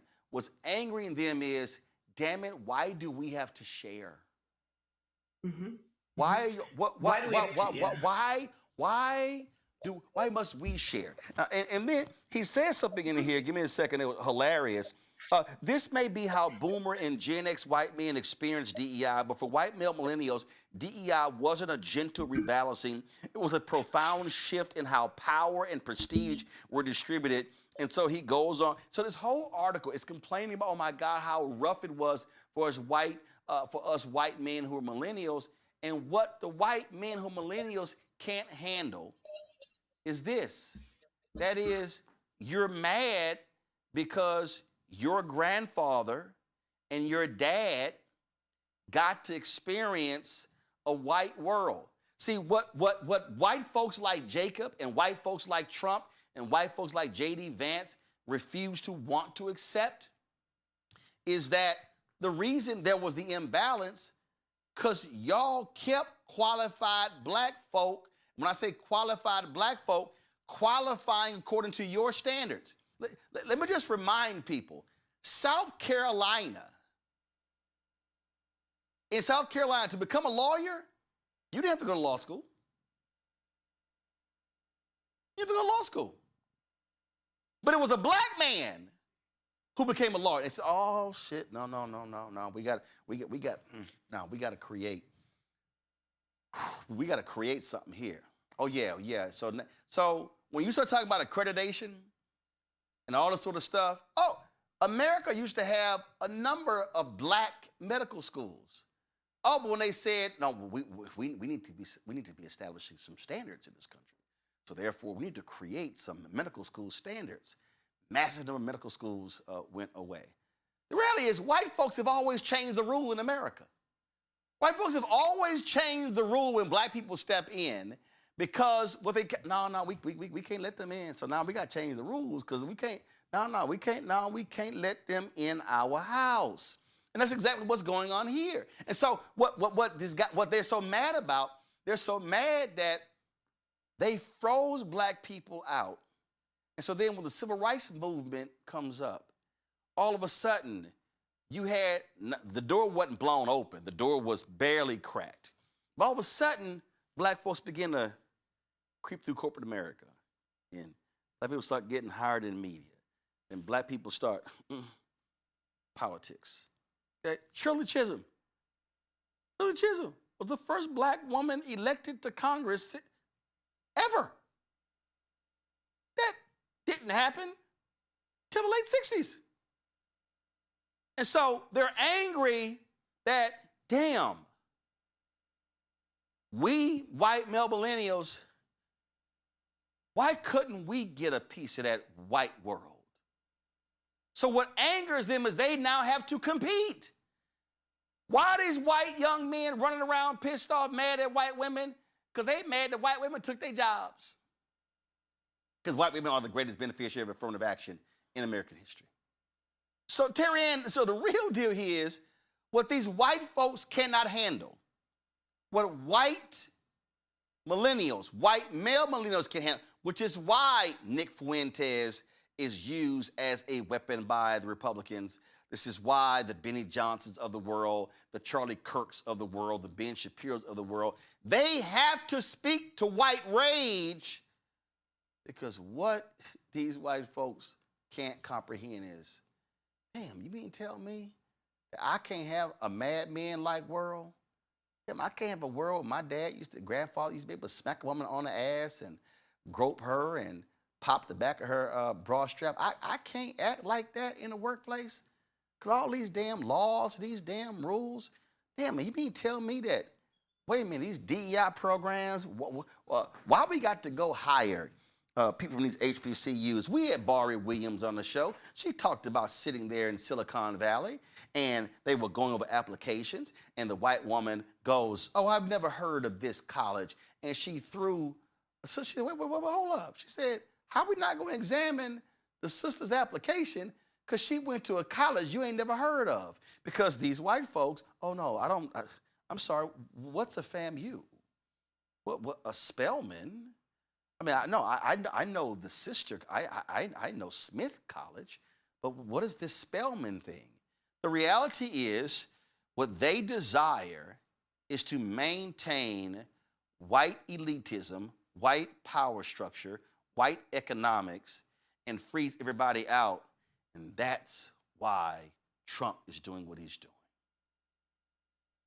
Hinged on an assumption, as I alluded to earlier, that people of color, particularly Black people, can't possibly achieve this thing. Listen, I got my doctorate from the University of Chicago, and I cannot tell you how many times, an endless number of times, and I've heard this from other Black people from University of Chicago, that somebody has asked me, where are you getting your doctorate? And I'll say, and they correct me, do you mean whatever other university? No, I said what I mean, because there's an assumption that I couldn't possibly be there as a Black woman. When the Tuskegee Airmen took their exams to become pilots, they outscored their white counterparts to the point where people actually thought that they cheated and made them take those tests again. This is an age-old assumption among what we now have as these MAGA individuals, that Black people cannot possibly have achieved this thing, and that I am not getting this thing because it's being taken from me, not because I don't have the wherewithal or the the achievements to be able to do this. So when you have articles like what you just had, where they're citing how white men used to have this and white men used to have that, and now they have XYZ, it is because it is being given to disqualified or underqualified people. That is the assumption. And what does that do? That creates a level of anger among them that fortifies a base of MAGA that then says, we will do your bidding for you so that we can make a white world. It is why we see such an increase in racial attacks, in race-based attacks during both Trump administrations, the last one and now this one, that people of color are being attacked more because of the kind of dog whistle that this administration is doing. And they're hinging it on a notion of white entitlement. This is the line that I think is most important in the article to understand the mindset of Congo. When he says, for white male millennials, DEI wasn't a gentle rebalancing. It was a profound shift in how power and prestige were distributed. In right there. And that's what it boils down to. What drives these folks crazy, what drives them crazy, what's driving the Supreme Court case where they're going to make a decision that's going to gut Black power, political power across the South is shit. They passed that damn Voting Rights Act and they ass got some power. Shit. They passed that damn 64 Civil Rights Act. Now they ass got some damn power. You mean to tell me, damn. See, I need to take everybody back through history. The Civil Rights Bill when Kennedy got elected was one big-ass bill. The Civil Rights Act, the Voting Rights Act, and the Fair Housing Act, that was all one bill. That was one bill. Kennedy gets assassinated November 22nd, 63. LBJ tells MLK, I cannot pass this bill. I cannot pass this bill. I cannot. Bryan Cranston, who plays LBJ in the HBO movie, Anthony Mackie plays MLK. There's a scene where literally LBJ tears out 2/3 of the bill. So the reason it was 3 bills, because it was broken up. The Civil Rights Act was 64. The Voting Rights Act was 65. But this is the piece that people don't seem to understand. Wait a minute. Now, how was Kennedy killed on November 22nd, 63? And then they passed the Civil Rights Act in 64 and the Voting Rights Act in 65. But what the hell took 3 years for the Fair Housing Act? It's because white Republicans were supportive of the 64 Civil Rights Act and the 65 Voting Rights Act said, now hold up. Now, we opposed them Southern Dixiecrats, and we gave the niggers, we'd say, all right, fine, y'all can stay in hotels, and y'all can ride buses, and y'all can do public accommodations, was the 64 Civil Rights Act. Now, we gave them niggers the right to vote, which actually was given with the 3 Reconstruction Amendments, but they had to ratify the Voting Rights Act to make that thing real. All right, we then gave them niggers the right to vote. But wait, hold up. Y'all want us to support them niggers living next to us? Oh, hell no. We not. No, we not doing that. See, I see some of y'all out there who ain't read. I want y'all to Google right now. I want everybody to watch. If you are listening to the sound of my voice or you're watching right now, I want you to actually Google. And Anthony, you can sit in and you can pull this up. I want y'all to Google Ronald Reagan and Governor of California and racial covenants. Y'all gonna see it right there. Now this, you see the AI overview, almost right there. As governor, Ronald Reagan opposed California's Rumford Fair Housing Act 1963, and he championed Proposition 14, a ballot measure to repeal it, arguing it violated property owners' rights to discriminate, a stance aligning with opposition to racially restrictive covenants that historically barred non-whites from neighborhoods. Reagan campaigned on this, quote, freedom to discriminate, though his own properties had such clauses which he claimed ignorance of. His stance, rooted in property rights, became a cornerstone of his conservative appeal, but the Supreme Court struck down Prop 14, eventually leading to federal fair housing laws. Now, y'all, I'm reading that for you because the white folks in California passed Prop 14, which said, I do not have to sell. I can put in the covenants, you don't have to sell to somebody black. What people don't understand is that it was a black Republican, Edward Brooke of Massachusetts, who ain't like these damn Republicans. He was a liberal Republican. It was Ed Brooke who broke the filibuster. People need to listen to what I'm talking about. Ed Brooke, I'm going to do this here. Again, go back to my iPad. Ed Brooke breaks filibuster. Housing. Boom. Housing champion. Ed Brooke, this is the, so what happened?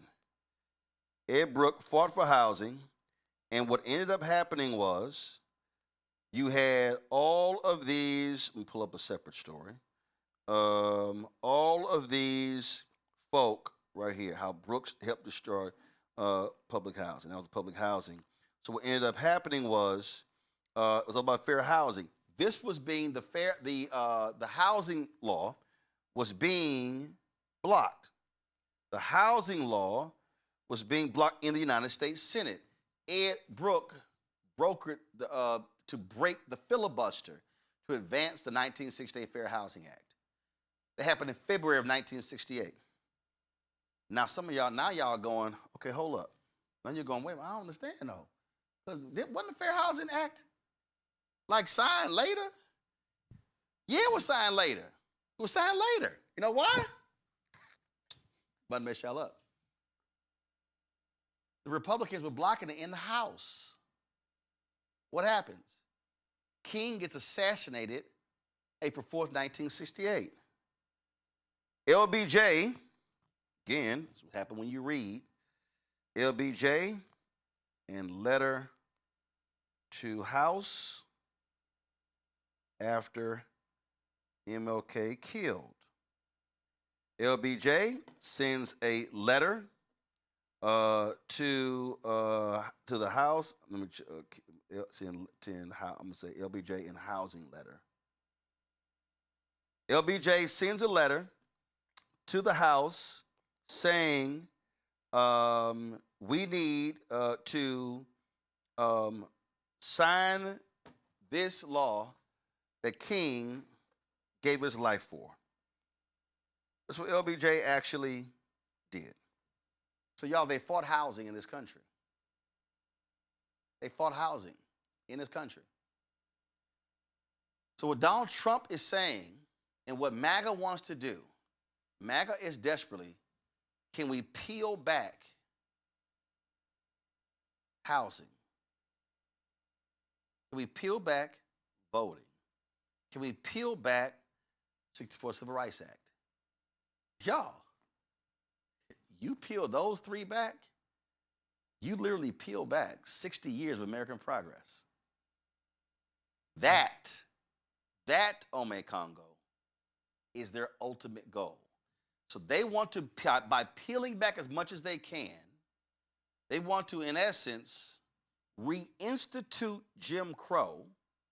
Again, not water hoses, not German shepherds, not that aspect, but if they are able to completely, let's just say, this floor I'm standing on is the foundation.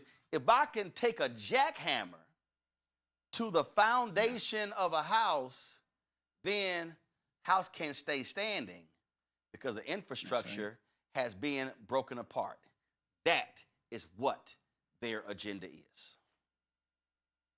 Yeah, and I'm glad you brought up, the various civil rights acts, and because so much of this involved the courts, and it makes me think about the John Roberts courts because they are also working. The Supreme Court is working in partnership with Trump to do just that. This is why the late great Representative, John Lewis opposed the confirmation of Chief Roberts on the Supreme Court because he has always been somebody who's been who's against any type of voting type of rights or access. This is the Supreme Court that's destroyed affirmative action. This is the Supreme Court that has other types of rollbacks. And so we could talk about what Trump is doing, but he's doing it in partnership with them. Like you said, there are no Republicans like Brooks right now. And then you look at the House of Representatives as well. And so if people could just see that one of the things that, Donald Trump, he's crazy, he's irrational, but he's also very methodical in terms of the people who are around him, the Stephen Millers of the world, people who know how to plan, people who know how to target various aspects of legislation with precision, the folks who are over at the Heritage Foundation, for example. And so you're absolutely right. They don't need to bring out the German Shepherds and the fire hoses. I would say they don't need to bring them out yet, but they are planning to do this and they're implementing it everywhere I go, Roland. When I'm speaking now, schools, colleges, and different places, the audiences are wider again. The companies, they're wider once again. The numbers are rising. You talked about the entertainment industry and how that's looking as well. Did you see that picture of the White House interns that people saw? Someone said, "Oh, I see great diversity here. I see tall white people. I see short white people. I see skinny white people." Like they're making it all for them in every way, shape, or form across every industry. And we don't even got to talk about what they're doing in the tech world as well. And so people, again, it's only been a year. It's only been a year, Roland. This is happening at a very fast pace. Project 2025, what did they want to do all of this in like 180 days? They might be a little bit behind, but they're not stopping. And so when people tie in this segment, people got to see this segment. Goodness gracious, the way you tie in the civil rights movement, the way you tie in Lyndon B. Johnson, the way you tie in Kennedy, the way you tie in what's going on right now with the Rufos of the world, it's all being laid out. And the more you know, the more we can fight this, because the goal is to destroy the foundation, and they are putting holes and dents and cracks in the foundation every single day waiting for our house to crumble, and it's crumbling. So, folks, just so you understand, and again, this is all facts. King gets assassinated on April 4th, 1968. They had been fighting for 3 years. Yeah, the vote was 250 to 72.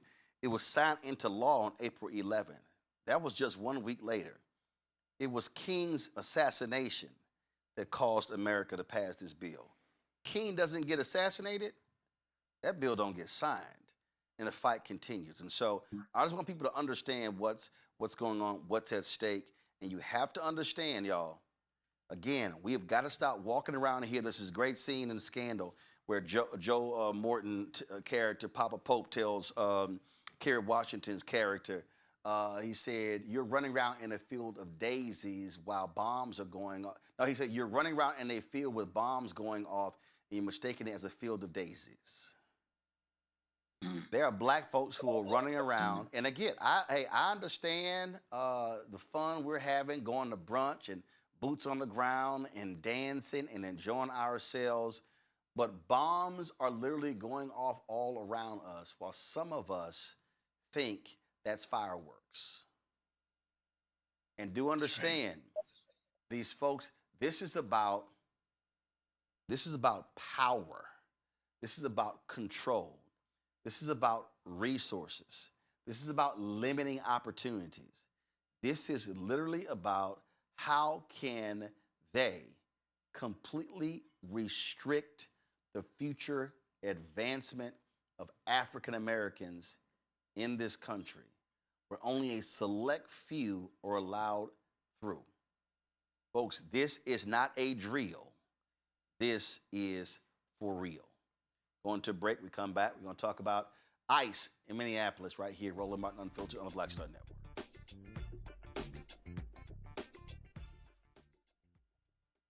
This week on A Balanced Life with Dr. Jackie, we're talking about the ups and the downs of the holidays, the ebb and flow of life, those things that keep us running and gunning. But you know, there comes a time in each of our lives where we need to just sit down, sit back, and relax, giving you a chance to really find out who you are and how you're going to move your life forward. How do I learn? How do I grow from this? And that's where, resilience comes. I'm literally walking this out in real time. It's just giving myself all the grace, all the space, all the permission that I need. We're talking about all of these things this week on A Balanced Life with Dr. Jackie here on Black Star Network. Of the Selma to Montgomery March in 1965, Dr. King stood in front of the Alabama State House and told 25,000 Americans that the greatest threat to the greedy oligarchy is when poor blacks and poor whites and others mobilize together and form a voting bloc that can fundamentally shift the economic architecture of our nation. In America today, we have fewer voting right protections than we did when the Voting Rights Act was passed in 1965. And state legislatures have abused their power to try to pick their voters rather than let the voters pick their legislators. Meanwhile, every day people are suffering while the greedy get richer and richer. Dr. King was right, and many others were right. The billionaires who think they can buy our politicians are afraid of people coming together across dividing lines and building power together. In 2013 and 2014, we together in this state built out the Moral Monday movement. And in 2014, more than 80,000 people showed up in Raleigh for a mass people's assembly.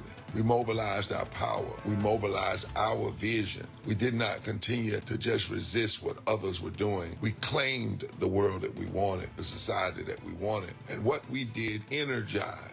It was not partisan, it was principled. Here we are again now in 2026. And it's time to love forward together and mobilize. This is our Selma moment. And we need everybody, regardless of your race, your creed, your color, your religion, your homosexuality, whoever you are, if you love voting rights for all, if you love abolishing poverty and bringing into reality living wage, if you love health care for all, if you love and grace and mercy and do not want to buy into the religious nationalism of hate and meanness and a lack of empathy, if you want to love forward together, welcoming immigrants rather than suffering ICE raids, if you love the environment and want to see it cared for rather than the polluters taking over, if you love fully supported public education, if you want to love, not hate, and to have peace and not war, to stand against unchecked militarization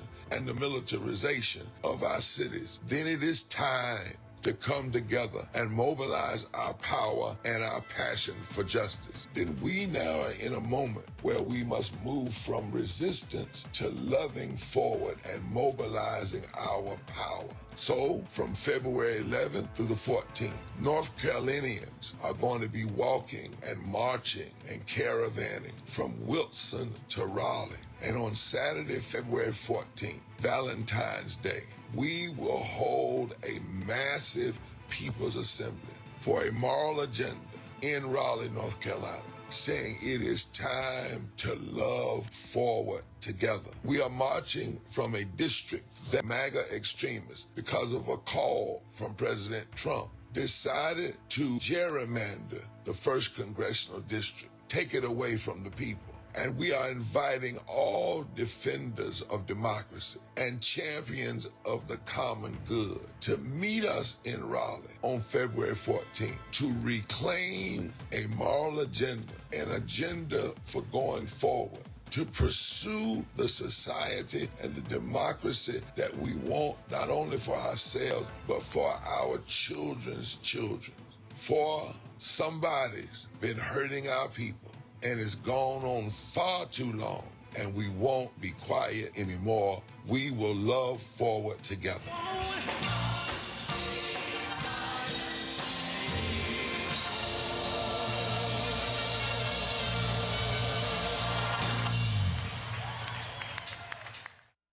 Hey, I'm Malcolm Lee, and you're watching the Black Star Network.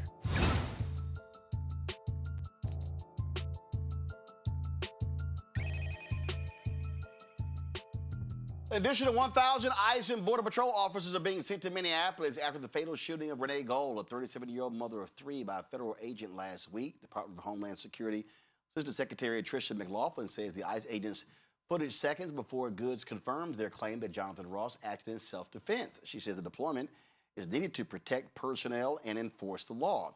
Minneapolis leaders say more agents will only create chaos and intimidation. Minneapolis Mayor Jacob Frey condemned the heavy-handed federal presence, demanding the agents leave the city and are calling for an independent investigation.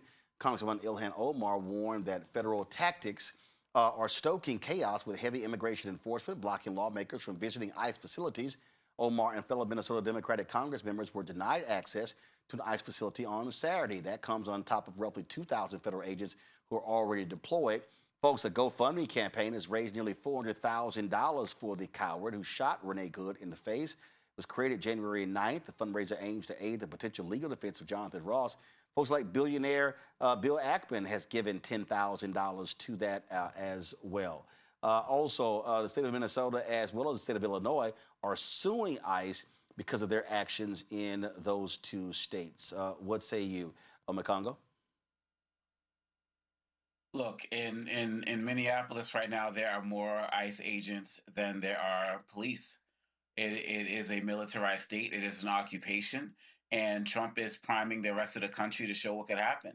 And you see that these agents are completely unleashed and unhinged. You see the videos, where one said, after what happened to Miss Good, you saw what happened, right? And then as he snatched the woman's phone, we're hearing stories about, them walking through Target, walking into restaurants, seeing a group of a black or white person and a Latino person grabbing the Latino person, pulling people out of cars, and they're doing it to everybody in terms of the violence, and then arresting people who are black or Latino. This as you're is talking, Trump fully unleashed. As you're talking, I'm playing a video of them arresting folks who were just filming them. You see how their actions are. Keep going. Yeah, absolutely. This is complete gangbusters. This is Gestapo tactics. They raided someone's house today and took a family, according to journalist Michelle Norris. And you just comes right off the heels of J.D. Vance saying last week that we're going to be going door to door, just like in Nazi Germany. This is where we are right now as a country. This is what was predicted. And if people don't continue to stand up, but look, I'm seeing these people out on the streets, man, but I'm not hearing anything from the sports world outside of Doc Rivers and Steve Kerr. I'm not hearing anything from the players. I'm not hearing anything from the business community. Target, all of these places, they're all there. Not hearing anything from any of those folks who are of the, well, the religious community has been speaking up. But at the end of the day, Roland, look at the, what was it, the Golden Globes that was last night or something? Like, nobody who got an award made a statement. The host did. Mark Ruffalo made some statements outside. This is happening right before our eyes. It's Nazi Germany in real time, and too many people are being silent right now. And that's the part that is the second most despicable thing outside of what's actually happening. People of so much prominence, people got their names on the walls at Trump's ballroom and everything, are watching all of this happen. And it's disgusting and it's disgraceful, but it's only going to get worse if more of us don't take more action.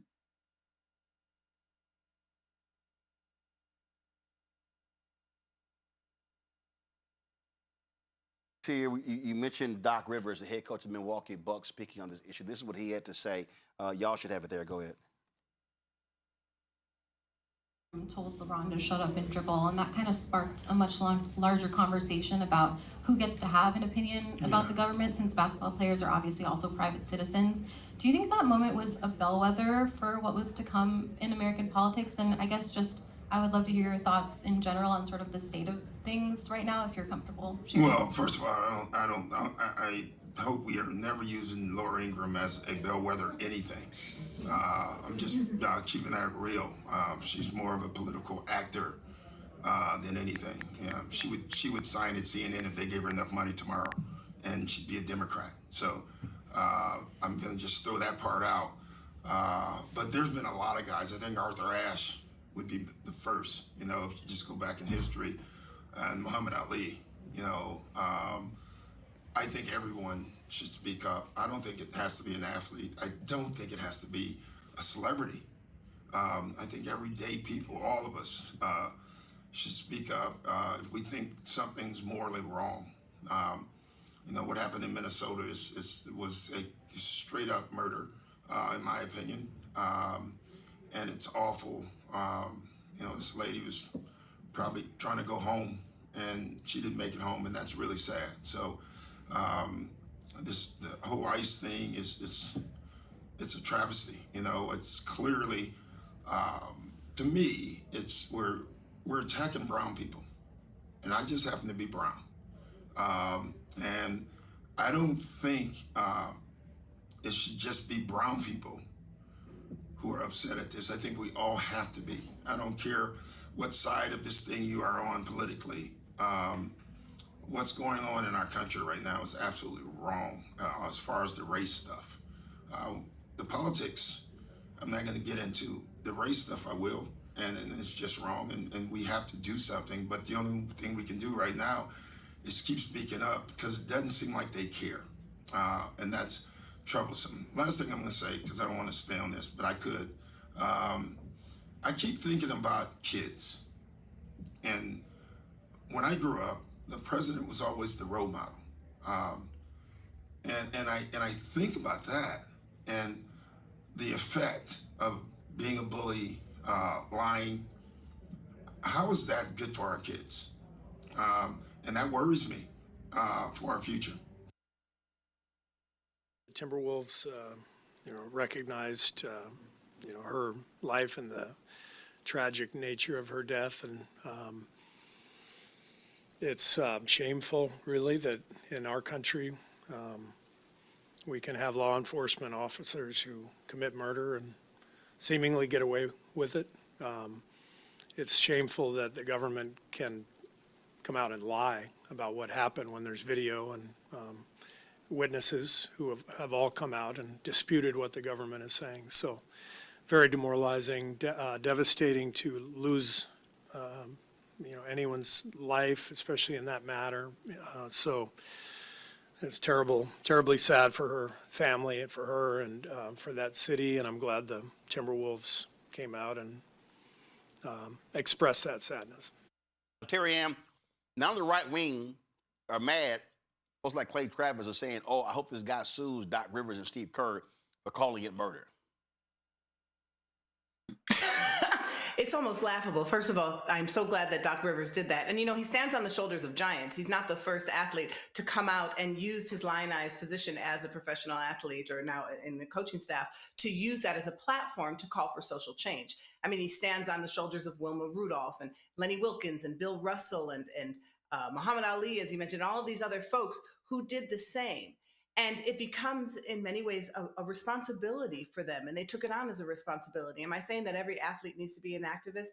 No. But am I saying that athletes are athletes who promote this kind of activism, social change, make a difference? 100%. They stand as examples for others. Now, in terms of them saying that he called it murder, it was murder.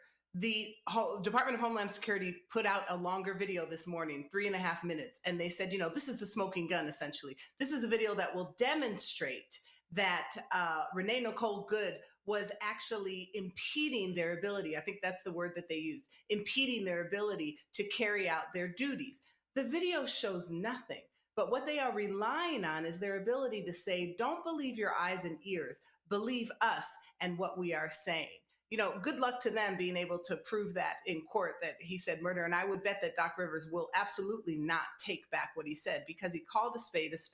And what we watched was a murder. And also what we're going to watch is a mounting campaign in opposition to ICE. They are the modern day slave catchers.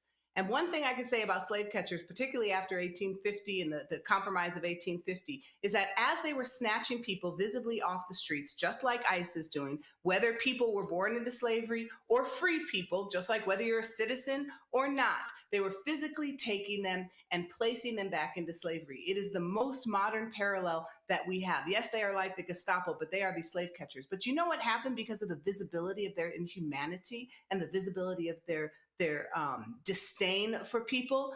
People across racial boundaries, Black people and white people, came together and they mounted increased abolitionist efforts to stop slave catchers.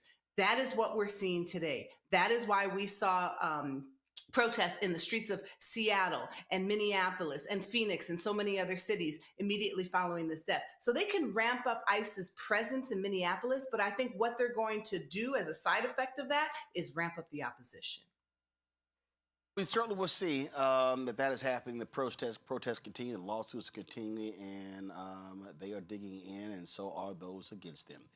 We appreciate it, Terry Ann Omekongo. Thanks for joining us on the panel today. Thanks a lot. Thank you. Folks, if y'all want to support the work that we do me a favor. Please join our Bring the Funk fan club. Your dollars make it possible for us to do the work that we do. I went by the mailbox today. Of course, we're out. Had not been there in a month, but more than a couple of hundred envelopes there. So I'll be going through opening those. I appreciate those checks and money orders. If you want to contribute, please do so. Via Cash App, use the Stripe QR code. You see it right here. You can also use that for credit cards as well. If you want to just click the Cash App button to contribute. If you want to send a check and money order, make it payable to P.O. Box 57196, Washington, D.C. 20037-0196. PayPal's R. Martin Unfiltered, Venmo RM Unfiltered, Zelle Roland@RolandSMartin.com, Roland@RolandMartinUnfiltered.com. Download the Black Star Network app. We got a new app, so if you already have it, you got to just create a new password. Apple phone, Android phone, Apple TV, Android TV, Roku, Amazon Fire TV, Roku, Samsung Smart TV. Be sure to get our Roland Martin Unfiltered swag by going to shopblackstarnetwork.com. You can get our T-shirts, get all that stuff right there, shopblackstarnetwork.com. QR code there as well. If you want to support the Black-owned companies, all the products you see are right here, folks. Right here. All of these are Black-owned products you can get at shopblackstarnetwork.com in our marketplace. I mean, you name it. We got backpacks, crossword puzzles, toilet paper. We got dolls, spices, all sorts of things. You can get everything right there. shopblackstarnetwork.com. And they're almost done with the Raise for Fan Base. If you want to invest and get more information at startengine.com/fanbase. If not, you can still download the app there as well. All right, folks, game time starting shortly, 6 minutes. My Houston Texans playing the Pittsburgh Steelers, so looking forward to that. couple of folks. Terrell, he a little sad in our control room because his woeful Washington Commanders did not even make it. I don't even know what their record was. It was terrible. Anthony as well.